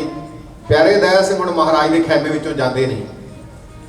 ਸਾਹਿਬ ਆਰਾਮ ਫਰਮਾ ਰਹੇ ਨੇ। ਕਲਗੀ ਵਾਲੇ ਪਾਤਸ਼ਾਹ ਪਲਗੇ ਤੇ ਲੇਟੇ ਪਏ ਨੇ ਤੇ ਦਇਆ ਸਿੰਘ ਤੇ ਜੋਹਰ ਸਿੰਘ ਮਹਾਰਾਜ ਦੇ ਪੈਂਦੇ ਦੇ ਸਰਾਣੇ ਤੇ ਸੱਜੇ ਖੱਬੇ ਖੜੇ। ਗੁਰੂ ਗੋਬਿੰਦ ਸਿੰਘ ਦੇ ਨੇਤਰ ਬੰਦ ਨੇ। ਗੁਲਾਬ ਦੀਆਂ ਬੁੱਲੀ ਪੱਤੀਆਂ ਵਰਗੀਆਂ ਬੁੱਲੀਆਂ ਫਰਕ ਰਹੀਆਂ ਨੇ। ਨਿਰੰਕਾਰ ਦੀ ਯਾਦ ਵਿੱਚ ਮੇਰੀ ਸੱਚੀ ਸਰਕਾਰ ਜੁੜੀ ਹੈ। ਰਾਤ ਅੱਧੀਓਂ ਗੁਜ਼ਰਨ ਵਾਲੀ ਹੈ। ਅੰਮ੍ਰਿਤ ਵੇਲੇ ਦਾ ਪੱਖ ਲੱਗਣ ਵਾਲਾ ਸੀ। ਗੁਰੂ ਗੋਬਿੰਦ ਸਿੰਘ ਸੱਚੇ ਪਾਤਸ਼ਾਹ ਮਹਾਰਾਜ ਜੀ ਨੇ ਸ਼ਮਾਦਾਨ ਦੀ ਰੌਸ਼ਨੀ ਵਿੱਚ ਨੇਤਰ ਖੋਲ ਕੇ ਸਾਹਮਣੇ ਖੜੇ ਸਿੰਘਾਂ ਨੂੰ ਵੇਖਿਆ। ਪਿਆਰੇ ਦਇਆ ਸਿੰਘ ਵਾਲੇ ਦ੍ਰਿਸ਼ਟੀ ਪਾਈ, ਖੱਬੇ ਤੇ ਸੱਜੇ ਖੜੇ ਸਿੰਘਾਂ ਵਾਲੇ ਵੇਖਿਆ। ਫਿਰ ਮਹਾਰਾਜ ਨੇ ਸਰਾਣੇ ਵਾਲੇ ਪਾਸੇ ਪੱਖਾ ਚੱਲਣ ਵਾਲੇ ਸਿੰਘ ਨੂੰ ਵੇਖਿਆ। ਸਾਹਿਬ ਕਲਗੀ ਵਾਲੇ ਪਾਤਸ਼ਾਹ ਤੱਕ ਰਹੇ ਸਨ। ਦਇਆ ਸਿੰਘ ਨੇ ਹੱਥ ਜੋੜ ਕੇ ਆਖਿਆ, ਮਹਾਰਾਜ ਸਰਕਾਰ ਕੁਝ ਕਹਿਣਾ ਚਾਹੁੰਦੀ। ਤੇ ਗੁਰੂ ਗੋਬਿੰਦ ਸਿੰਘ ਮਹਾਰਾਜ ਨੇ ਆਖਿਆ, ਦਇਆ ਸਿੰਘ, ਜਦੋਂ ਮੈਂ ਤੁਹਾਡੇ ਦਰਸ਼ਨ ਕਰਦਾ ਹਾਂ, ਤੁਹਾਡੇ ਵਿੱਚੋਂ ਅਜੀਤ ਸਿੰਘ, ਜੁਝਾਰ ਸਿੰਘ, ਜੋਰਾਵਰ ਤੇ ਫਤਿਹ ਸਿੰਘ ਦੇ ਦਰਸ਼ਨ ਨੇ। ਸਗੇ ਭਰਾ ਵੀ ਮੁਸ਼ਕਲਾਂ ਦੀਆਂ ਘੜੀਆਂ ਵਿੱਚ ਆਪਣਿਆਂ ਦਾ ਸਾਥ ਛੱਡ ਦਿੰਦੇ ਨੇ। ਔਰ ਤੁਸੀਂ 8-8 ਮਹੀਨੇ ਭੁੱਖੇ ਰਹਿ ਕੇ ਵੀ ਗੁਰੂ ਗੋਬਿੰਦ ਸਿੰਘ ਦਾ ਸਾਥ ਨਾ ਛੱਡਿਆ। ਮੈਂ ਅਕਾਲ ਪੁਰਖ ਦੇ ਚਰਨਾਂ ਵਿੱਚ ਅਰਦਾਸ ਕਰਦਾ ਹਾਂ, ਮੇਰਾ ਦਾਦਾ ਸਦਾ ਲਈ ਤੁਹਾਡੇ ਅੱਖ ਸੰਗ ਰਹੇ। ਸਾਹਿਬ ਕਲਗੀ ਵਾਲੇ ਪਾਤਸ਼ਾਹ ਮਹਾਰਾਜ ਨੇ ਪਾਵਨ ਬਚਨ ਕੀਤੇ। ਮਹਾਰਾਜ ਨੇ ਨੇਤਰ ਬੰਦ ਕਰ ਲਏ ਤੇ ਖਾਮੋਸ਼ ਹੋ ਗਏ। ਕੁਝ ਸਮੇਂ ਦੇ ਵਕਫੇ ਤੋਂ ਬਾਅਦ ਮਹਾਰਾਜ ਨੇ ਫਿਰ ਨੇਤਰ ਖੋਲੇ, ਫਿਰ ਉਸੇ ਤਰ੍ਹਾਂ ਹੀ ਤੱਕੇ। ਪਿਆਰੇ ਦਇਆ ਸਿੰਘ ਨੇ ਹੱਥ ਜੋੜ ਕੇ ਆਖਿਆ, ਮਹਾਰਾਜ ਕੋ ਹੁਕਮ। ਮੇਰੇ ਕਲਗੀ ਵਾਲੇ ਪਾਤਸ਼ਾਹ ਮਹਾਰਾਜ ਨੇ ਆਖਿਆ, ਪਿਆਰੇ ਦਇਆ ਸਿੰਘ, ਸਰੀਰਾਂ ਦੇ ਵਿਛੋੜੇ ਪੈਣ ਦਾ ਵਕਤ ਆ ਚੁੱਕਾ ਹੈ। ਗੁਰੂ ਗੋਬਿੰਦ ਸਿੰਘ ਹੁਣ ਸਰੀਰ ਕਰਕੇ ਤੁਹਾਡੇ ਕੋਲ ਨਹੀਂ ਰਹਿਣਗੇ। ਸਤਿਕਾਰਯੋਗ ਖਾਲਸਾ ਜੀ, ਘੜੀਆਂ ਜਿਹਨੂੰ ਤੁਸੀਂ ਦਿਲੋਂ ਮੁਹੱਬਤ ਕਰਦੇ ਹੋ, ਜਿਹਦੇ ਨਾਲ ਤੁਹਾਡਾ ਜੀ ਕਰਦਾ ਹੈ ਜਦੋਂ ਜ਼ਿੰਦਗੀ ਕੁਰਬਾਨ ਕਰਦੀ, ਉਹ ਤੁਹਾਨੂੰ ਕਹੇ ਹੁਣ ਸਰੀਰਾਂ ਦੇ ਵਿਛੋੜੇ ਪੈਣ ਦਾ ਵਕਤ ਆ ਚੁੱਕਾ ਹੈ। ਇਹ ਗੱਲਾਂ ਅਜਰਨੇ ਜਰੀਆਂ ਨਹੀਂ ਜਾਂਦੀਆਂ, ਅਸੰਭਵ ਤੇ ਨਾਮੁਮਕਿਨ ਹੈ ਜਾਣੇ। ਜਿਸ ਗੁਰੂ ਗੋਬਿੰਦ ਸਿੰਘ ਸੱਚੇ ਪਾਤਸ਼ਾਹ ਮਹਾਰਾਜ ਨੇ ਸਿੱਖਾਂ ਦੀ ਖਾਤਰ ਆਪਣੇ ਬੇਟੇ ਕੁਰਬਾਨ ਕੀਤੇ ਸਨ, ਉਹ ਗੁਰੂ ਆਖੇ, ਸਿੱਖੋ ਹੁਣ ਸਰੀਰਾਂ ਦੇ ਵਿਛੋੜੇ ਪੈਣ ਦਾ ਵਕਤ ਆ ਚੁੱਕਾ ਹੈ। ਗੁਰੂ ਗੋਬਿੰਦ ਸਿੰਘ ਸਰੀਰ ਕਰਕੇ ਤੁਹਾਡੇ ਕੋਲ ਨਹੀਂ ਰਹਿਣਗੇ। ਜਿਹੜੇ ਸਿੰਘਾਂ ਨੇ ਚਮਕੌਰ ਦੇ ਮੈਦਾਨ ਵਿੱਚ 1.25 ਲੱਖ ਦਾ ਮੁਕਾਬਲਾ ਕੀਤਾ ਸੀ, ਅੱਖਾਂ ਨਮ ਹੋ ਗਈਆਂ, ਹੰਝੂ ਛਲਕ ਪਏ ਨੈਣਾਂ ਵਿੱਚੋਂ, ਹੱਥ ਕੰਬਣ ਲੱਗੇ, ਗਲਾਂ ਲੱਗਣ ਨਾਲ ਲੱਗੇ ਹੋਏ ਕਮਰ ਕਸੇ ਆਪਣੇ ਆਪ ਢਿੱਲੇ ਹੋ ਗਏ। ਪਿਆਰੇ ਦਇਆ ਸਿੰਘ ਤੇ ਨਾਲ ਦੇ ਸਿੰਘਾਂ ਨੇ ਗਲ ਵਿੱਚ ਪੱਲੇ ਪਾ ਲਏ ਤੇ ਗੁਰੂ ਗੋਬਿੰਦ ਸਿੰਘ ਮਹਾਰਾਜ ਸੱਚੇ ਪਾਤਸ਼ਾਹ ਨੂੰ ਕਹਿਣ ਲੱਗੇ, ਮਹਾਰਾਜ ਸੱਚੀ ਮੁੱਚੀ ਸਰੀਰਾਂ ਦੇ ਵਿਛੋੜੇ ਪੈਣ ਦਾ ਵਕਤ ਆ ਗਿਆ। ਗੁਰੂ ਗੋਬਿੰਦ ਸਿੰਘ ਮਹਾਰਾਜ ਜੀ ਨੇ ਆਖਿਆ, ਮੇਰੇ ਦਾਤੇ ਦੀ ਬਾਣੀ ਕਹਿੰਦੀ ਹੈ, ਜੋ ਆਇਆ ਸੋ ਚਲਸੀ, ਸਭ ਕੋਈ ਵਾਰੀ ਆਈ ਵਾਰੀ। ਰਾਣਾ ਰਾਓ ਨਾ ਕੋ ਰਹੇ ਰੰਗ ਨਾ ਤੁੰਗ ਫਕੀਰ, ਵਾਰੀ ਆਪੋ ਆਪਣੀ ਕੋਈ ਨਾ ਬੰਦੇ। ਸਰੀਰ ਕਰਕੇ ਜਿਹੜਾ ਮਨੁੱਖ ਸੰਸਾਰ ਤੇ ਆਇਆ, ਉਹਨੇ ਸਰੀਰ ਕਰਕੇ ਚਲੇ ਜਾਣਾ। ਇਸ ਕਰਕੇ ਗੁਰੂ ਗੋਬਿੰਦ ਸਿੰਘ ਮਹਾਰਾਜ ਕਹਿਣ ਲੱਗੇ, ਸੱਚੀ ਮੁੱਚੀ ਸਰੀਰਾਂ ਦੇ ਵਿਛੋੜੇ ਪੈਣ ਦਾ ਵਕਤ ਆ ਚੁੱਕਾ ਹੈ। ਥਿਰਕਦੀਆਂ ਹੋਈਆਂ ਬੁੱਲੀਆਂ ਨਾਲ ਪਿਆਰੇ ਦਇਆ ਸਿੰਘ ਅੱਖਾਂ 'ਚੋਂ ਆਂਸੂ ਡਿੱਗ ਰਹੇ ਨੇ। ਸਾਰੇ ਸਿੰਘਾਂ ਦੇ ਗਲੇ 'ਚ ਪੱਲੇ ਪਏ ਹੋਏ ਨੇ। ਗਰੀਬ ਨਵਾਜ ਗੁਰੂ ਗੋਬਿੰਦ ਸਿੰਘ ਮਹਾਰਾਜ ਦੀ ਰਚਨਾ ਤੋਂ ਵਿਛੋੜੇ ਦੀ ਗੱਲ ਸੁਣ ਕੇ ਮਹਾਰਾਜ ਨੂੰ ਬੇਨਤੀ ਕਰ ਰਹੇ ਨੇ। ਕਦੇ ਜੀਭਾ ਚੱਲ ਪੈਂਦੀ, ਕਦੇ ਥਿਰਕ ਪੈਂਦੀ ਹੈ। ਕੀ ਆਖ ਰਹੇ ਸਨ, ਮੇਰੀ ਸੱਚੀ ਸਰਕਾਰ ਨੂੰ ਤਵੱਜੋ ਦੇ ਕੇ ਸਰਵਣ ਕਰਨਾ। ਸਿਆਣਿਆਂ ਦਾ ਕਥਨ ਹੈ, ਸਾਰੇ ਦੁੱਖ ਦੁਨੀਆ ਦੇ ਮੰਦੇ, ਸਭ ਤੋਂ ਬੁਰੀ ਜੁਦਾਈ। ਜੁਦਾਈ ਸਾਰਿਆਂ ਤੋਂ ਭਿਆਨਕ ਹੁੰਦੀ ਹੈ, ਜਿਹੜੀ ਮਨੁੱਖ ਨੂੰ ਮੌਤ ਦੀ ਦਹਲੀਜ਼ ਤੱਕ ਲੈ ਆਉਂਦੀ ਹੈ। ਮਹਾਰਾਜ ਦੇ ਚਰਨਾਂ ਨਾਲ ਅਥਾਹ ਪਿਆਰ ਰੱਖਣ ਵਾਲੇ ਸਿੱਖ ਭਾਈ ਦਇਆ ਸਿੰਘ ਸਮੇਤ ਪਾ ਕੇ ਗਲ ਵਿੱਚ ਪੱਲੇ ਮੇਰੇ ਕਲਗੀ ਵਾਲੇ ਪਾਤਸ਼ਾਹ ਨੂੰ ਬੇਨਤੀ ਕਰਦੇ, ਇਹ ਆਖ ਰਿਹਾ।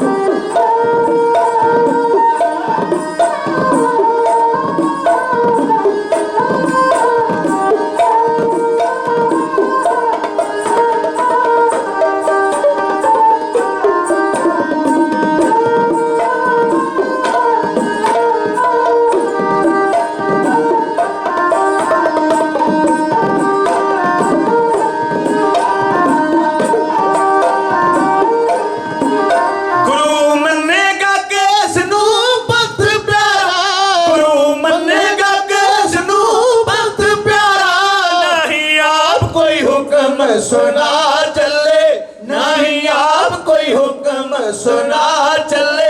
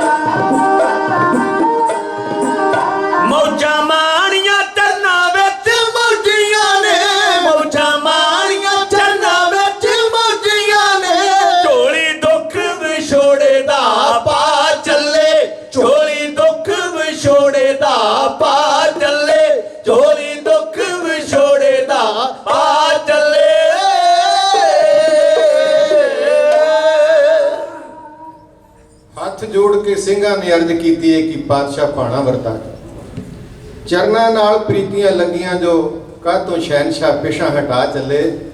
पुत्रवार खरीदया पंथ प्यारा, दसो सतगुरु किहदे लड़दा। गुरु मनेगा किस नूं पंथ प्यारा, ना ही आप कोई हुक्म सुना चले। बिना तुसां दे पंथ जतीम होना, बाह इस दी किनू फड़ा चले। मौजा माणियां चरना विच मौजियां ने, झोली दुख विछोड़े दा पंथ। सच्चे पातशाह जुदाई नहीं चली गई। साहब कलगी वाले पातशाह महाराज ने आख्या, निरंकार के पुत्रो बेहौसला नहीं होना। पहले गुरु साहबान किसी होर गुरु साहब के हथ सिख जगत की बांह फड़ा के जाते रहे, ऐसे गुरु के हथ तुहाडी बांह फड़ा के जावांगा जिहड़ा छड्डेगा ही। और बाकी गुरु शरीर करके बिनस जाते रहे, वो शरीर बिनसेगा भी नहीं। सदीवी काल लिए गुरु मौजूद रहेगा। जिन्ना चਿਰ संसार वसदा रहेगा, किसी मनुख जामे में गुरु की भाल करने की कोई लोड़ बाकी नहीं रहेगी। साहब कलगी वाले पातशाह महाराज ने आख्या, कल नूं ऐसा गुरु तुहानूं देखण नहीं मिलेगा जिहदे वर्गा संसार में कोई भी नहीं होवे, और समुची मानवता का गुरु। अगले दिन का चढ़ा होया 7 अक्तूबर महाराज वास्ते तख्त सजाया गया सी। गरीबनाथ सच्चे पातशाह महाराज ने हुक्म किया, जिहड़े तख्त ते असीं बैठते हैं ना, ਉਹਦੇ ਉੱਤੇ ਚੰਦੋਆ ਤਾਣੇ ਦਾ। उस तख्त उत्ते गुरु ग्रंथ साहब महाराज जी का प्रकाश किया जाए, आदि बीड़ का आदि ग्रंथ का। उदों अजे गुरु शब्द होंद विच नहीं सी आया, क्योंकि गुरियाई अजे मिले। उदों आदि ग्रंथ कहा जाता सी। महाराज के हुक्म मुताबिक उस तरह किया गया। साहब कलगी वाले पातशाह महाराज के दीदारियां लई, क्योंकि जो महाराज का जख्म फटिया सी, उस तो बाद महाराज के दर्शन नहीं सन होए। हर बंदा चाहता सी महाराज के दीदार करे। हज़ारां की तादाद में संगत उमड़ पई, पंडाल भरिया होया सी। सोहणियां दे सुल्तान सच्चे पातशाह महाराज जी आए, अपने मुबारक कदमां नाल चलदे। साहिबां ने आण के आदि ग्रंथ नूं नमस्कार किया, और साहब कलगी वाले पातशाह महाराज जी ने 5 परिक्रमा कीतियां आदि गुरु ग्रंथ साहब महाराज जी। असीं भी परिक्रमा करते हैं, गुरु साहब भी परिक्रमा करते हैं। परिक्रमा पता क्यों करी दी है? सज्जे पासे रख के असीं परिक्रमा करते महाराज इसलिए करी दियां है। जिहड़ी धरती है ना, जिहड़ी धरती ते असीं रहिंदे हैं, सूरज का हिस्सा। सूरज नाल टुट के पानी ते डिगी, ठंडी हो गई तो धरती बन गई। ये धरती हमेशा लिए सूरज नूं याद रखती है भी मैं तेरा हिस्सा सा, टुट के तो इत्थों विछड़ गई, कदों वक्त आवेगा तेनों दोबारा मिलांगी। ये चलदी चलदी सूरज दीयां परिक्रमा करदी, उहनूं सज्जे हथ रख के दिन रात के रूप में। इस तरह सिख भी अपने गुरु दीयां परिक्रमा करता है। महाराज साडी आत्मा भी तेरे विच अभेद हो जाए, हे गरीब नवाज अपने सिखां ते मेहर करो। तो कलगी वाले पातशाह गुरु गोबिंद सिंह महाराज जी ने 5 परिक्रमा कीतियां। फिर महाराज जी खब्बे पासे खलो गए। खब्बे पासे तुसीं समझ लो भी खब्बे पासे किसी महान शख्सियत ते खलोता जाता है, सज्जे पासे उसनूं खड़ाया जाता है, जां बिठाया जाता है जिहड़ी उच्ची थां वाले होण, आप तो वड्डे मरतबे वाले। पहला गुरु गोबिंद सिंह महाराज जी गुरु सन, अज शब्द गुरु बन गए। महाराज खब्बे पासे खलो गए। साहिबां ने 5 पैसे रख के नमस्कार की, 5 परिक्रमा कीतियां। फिर मेरे कलगी वाले पातशाह जी खब्बे पासे खलो गए। सामने लुकाई बैठी सी जिन्हां नूं ओह गुरु मिलना सी जिहड़ा गुरु शरीर करके विछड़ना ही नहीं। ते कलगी वाले पातशाह महाराज जी संसार के लोगों को सिखा मुखातब होके नमस्कार करके गुरु ग्रंथ साहब महाराज जी नूं अपनी रचना तो कुछ शब्द आख रहे ने। मेरे दादे ने एक हुक्म किया, जिहड़ा हुक्म असीं अरदास विच गाउने, वो हुक्म जिहड़ा महाराज ने नंदेड़ की धरती ते कीता, कुछ शब्दां राहीं तुहाडी सेवा च अज कीता जा रहा है। ਕੀ ਆਗਰਾ ਸਨ ਗੁਰੂ ਗੋਬਿੰਦ ਸਿੰਘ ਮਹਾਰਾਜ ਜੀ ਸਰਵਣ ਕਰਨਾ ਜੀ ਕਿਉਂ ਬੇਨਤੀ ਕੀਤੀ ਜਾਵੇ।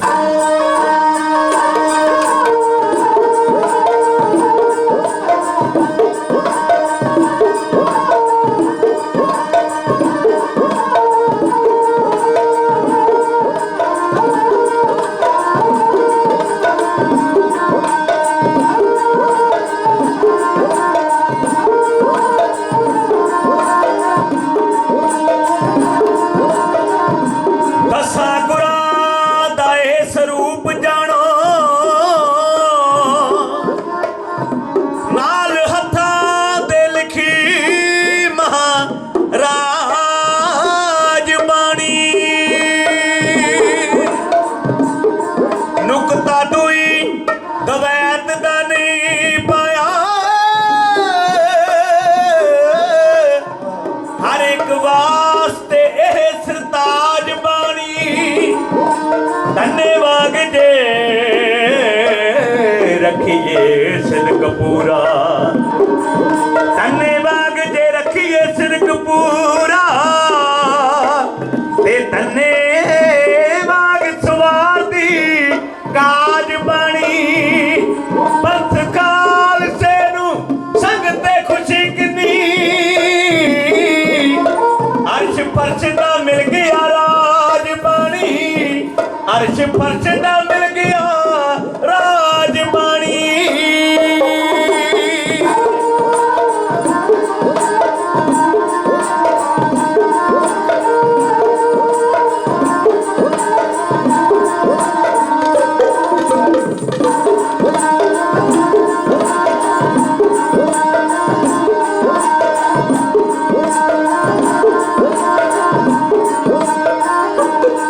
ਗੁਰੂ ਗ੍ਰੰਥ ਸਾਹਿਬ ਜੀ ਨੂੰ ਸੀਸ ਝੁਕਾਇਆ ਬੇਟਾ ਧਰ ਕੇ, ਬੋਲੇ ਦਸ਼ਮੇਸ਼ ਪਿਤਾ ਪਹਿਲਾਂ ਪੰਜ ਪਰਿਕਰਮਾ ਕਰਕੇ।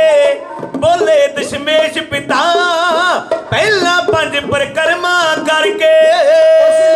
लाजमी है जिसने मेरा सक कहाना, ਸਿੰਘੋ ਗੁਰੂ ਗ੍ਰੰਥ ਬਿਨਾ ਕਿਸੇ ਨੂੰ ਹੋਰ ਨਹੀਂ ਸੀਸ ਝੁਕਾਉਣਾ। ਸਿੰਘੋ ਗੁਰੂ ਗ੍ਰੰਥ ਬਿਨਾ ਕਿਸੇ ਨੂੰ ਹੋਰ ਨਹੀਂ ਸੀਸ ਝੁਕਾਉਣਾ। ਜੋ ਮਿਲੀ ਅਕਾਲ ਵੱਲੋਂ ਜੋਤ ਮੈਂ ਇਸ ਦੇ ਵਿੱਚ ਟਿਕਾਈ, ਬਖਸ਼ੀ ਗੁਰੂ ਨਾਨਕ ਦੀ ਸੌਂਪੀ ਇਸ ਤਾਈਂ ਵਡਿਆਈ। ਬਖਸ਼ੀ ਗੁਰੂ ਨਾਨਕ ਦੀ ਸੌਂਪੀ ਇਸ ਤਾਈਂ ਵਡਿਆਈ। ਮਨ ਅਰਦਾਸ ਕਰੇ,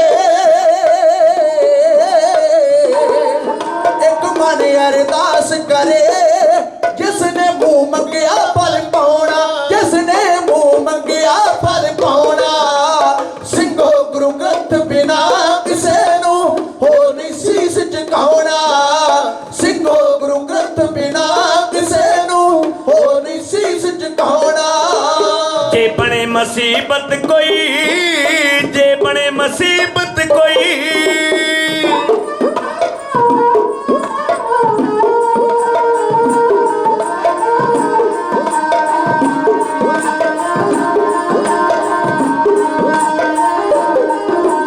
ਜੇ ਬਣੇ ਮੁਸੀਬਤ ਕੋਈ, ਸਰਮੁਖ ਖੜ ਕਰਨੀ ਅਰਜੋਈ। ਸੁੱਖ ਝੋਲੀ ਪੈ ਜਾਣਗੇ ਨਾ ਹੀ ਮੁੜੂ ਨਰਾਸਾ ਕੋਈ। ਸੁੱਖ ਝੋਲੀ ਪੈ ਜਾਣਗੇ ਨਾ ਹੀ ਮੁੜੂ ਨਰਾਸਾ ਕੋਈ। ਮਾਲਕ ਤਰਲੋਕੀ ਦਾ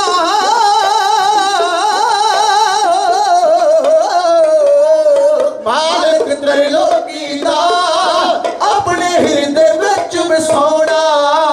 ਸਿੰਘੋ ਗੁਰੂ ਗ੍ਰੰਥ ਬਿਨਾ ਕਿਸੇ ਨੂੰ ਹੋਰ ਨਹੀਂ ਸੀਸ ਝੁਕਾਉਣਾ। ਸਿੰਘੋ ਗੁਰੂ ਗ੍ਰੰਥ ਬਿਨਾ ਕਿਸੇ ਨੂੰ ਹੋਰ ਨਹੀਂ ਸੀਸ ਝੁਕਾਉਣਾ। ਗੁਰੂਆਂ ਦੀ ਪ੍ਰਥਾ ਜੋ ਅੱਜ ਤੋਂ ਖਤਮ ਹੋ ਗਈ ਸਾਰੀ, ਕੇਵਲ ਗੁਰੂ ਗ੍ਰੰਥ ਬਿਨਾ ਮੰਨਣਾ ਨਹੀਂ ਗੁਰੂ ਦੇ ਧਾਰੀ। ਕੇਵਲ ਗੁਰੂ ਗ੍ਰੰਥ ਬਿਨਾ ਮੰਨਣਾ ਨਹੀਂ ਗੁਰੂ ਦੇ ਧਾਰੀ। ਜੋ ਹੁਕਮ ਸੁਣਾਇਆ ਮੈਂ, ਜੋ ਹੁਕਮ ਸੁਣਾਇਆ ਮੈਂ, ਇਸ ਨੂੰ ਦਿਲੋਂ ਨਾ ਕਦੇ ਭੁਲਾਉਣਾ।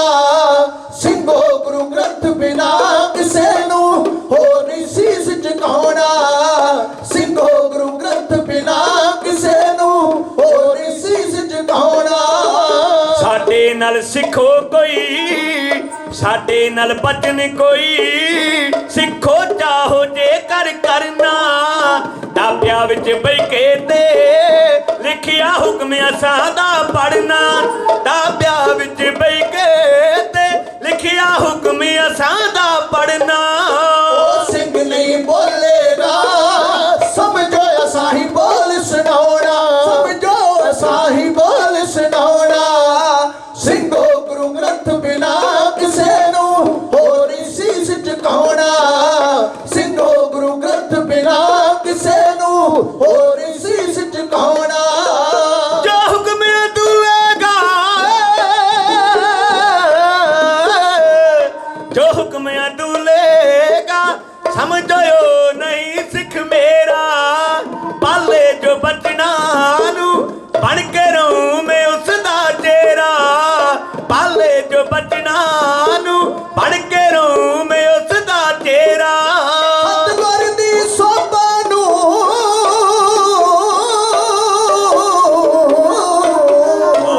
सतगुर दी सोभा नू मौजी लिख संगत विच गाउणा सिंघो गुरु ग्रंथ बिना किसे नू हो नहीं शीस झुकाउणा सिंघो गुरु ग्रंथ बिना किसे नू हो नहीं शीस झुकाउणा ਸਿੰਘੋ ਗੁਰੂ ਗ੍ਰੰਥ ਬਿਨਾ ਕਿਸੇ ਨੂੰ ਹੋਰ ਨੀ ਸੀਸ ਝੁਕਾਉਣਾ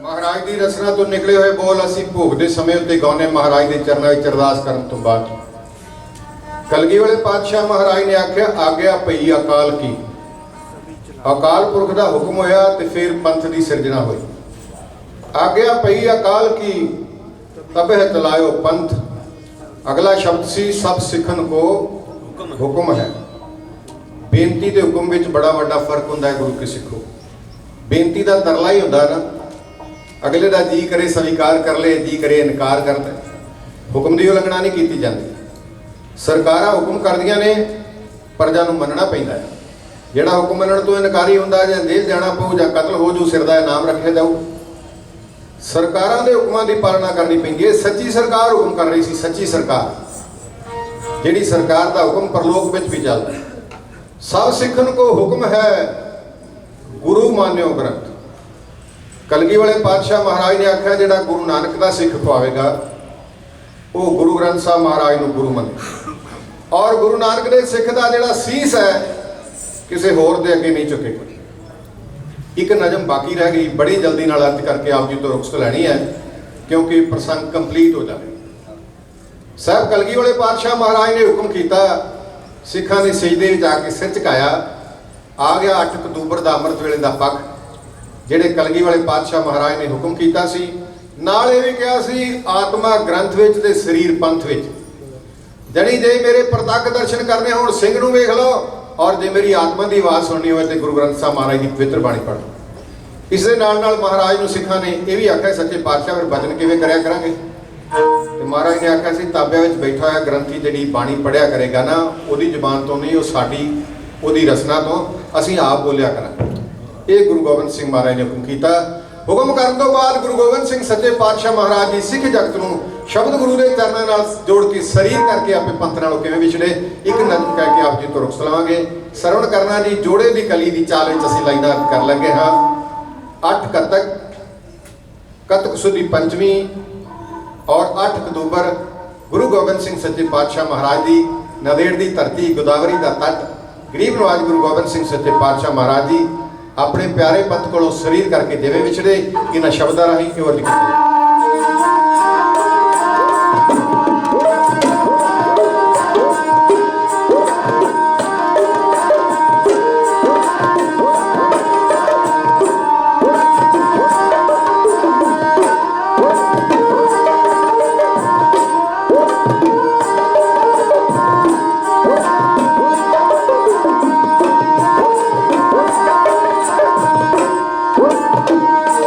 ਕੱਤਕ ਸੁਦੀ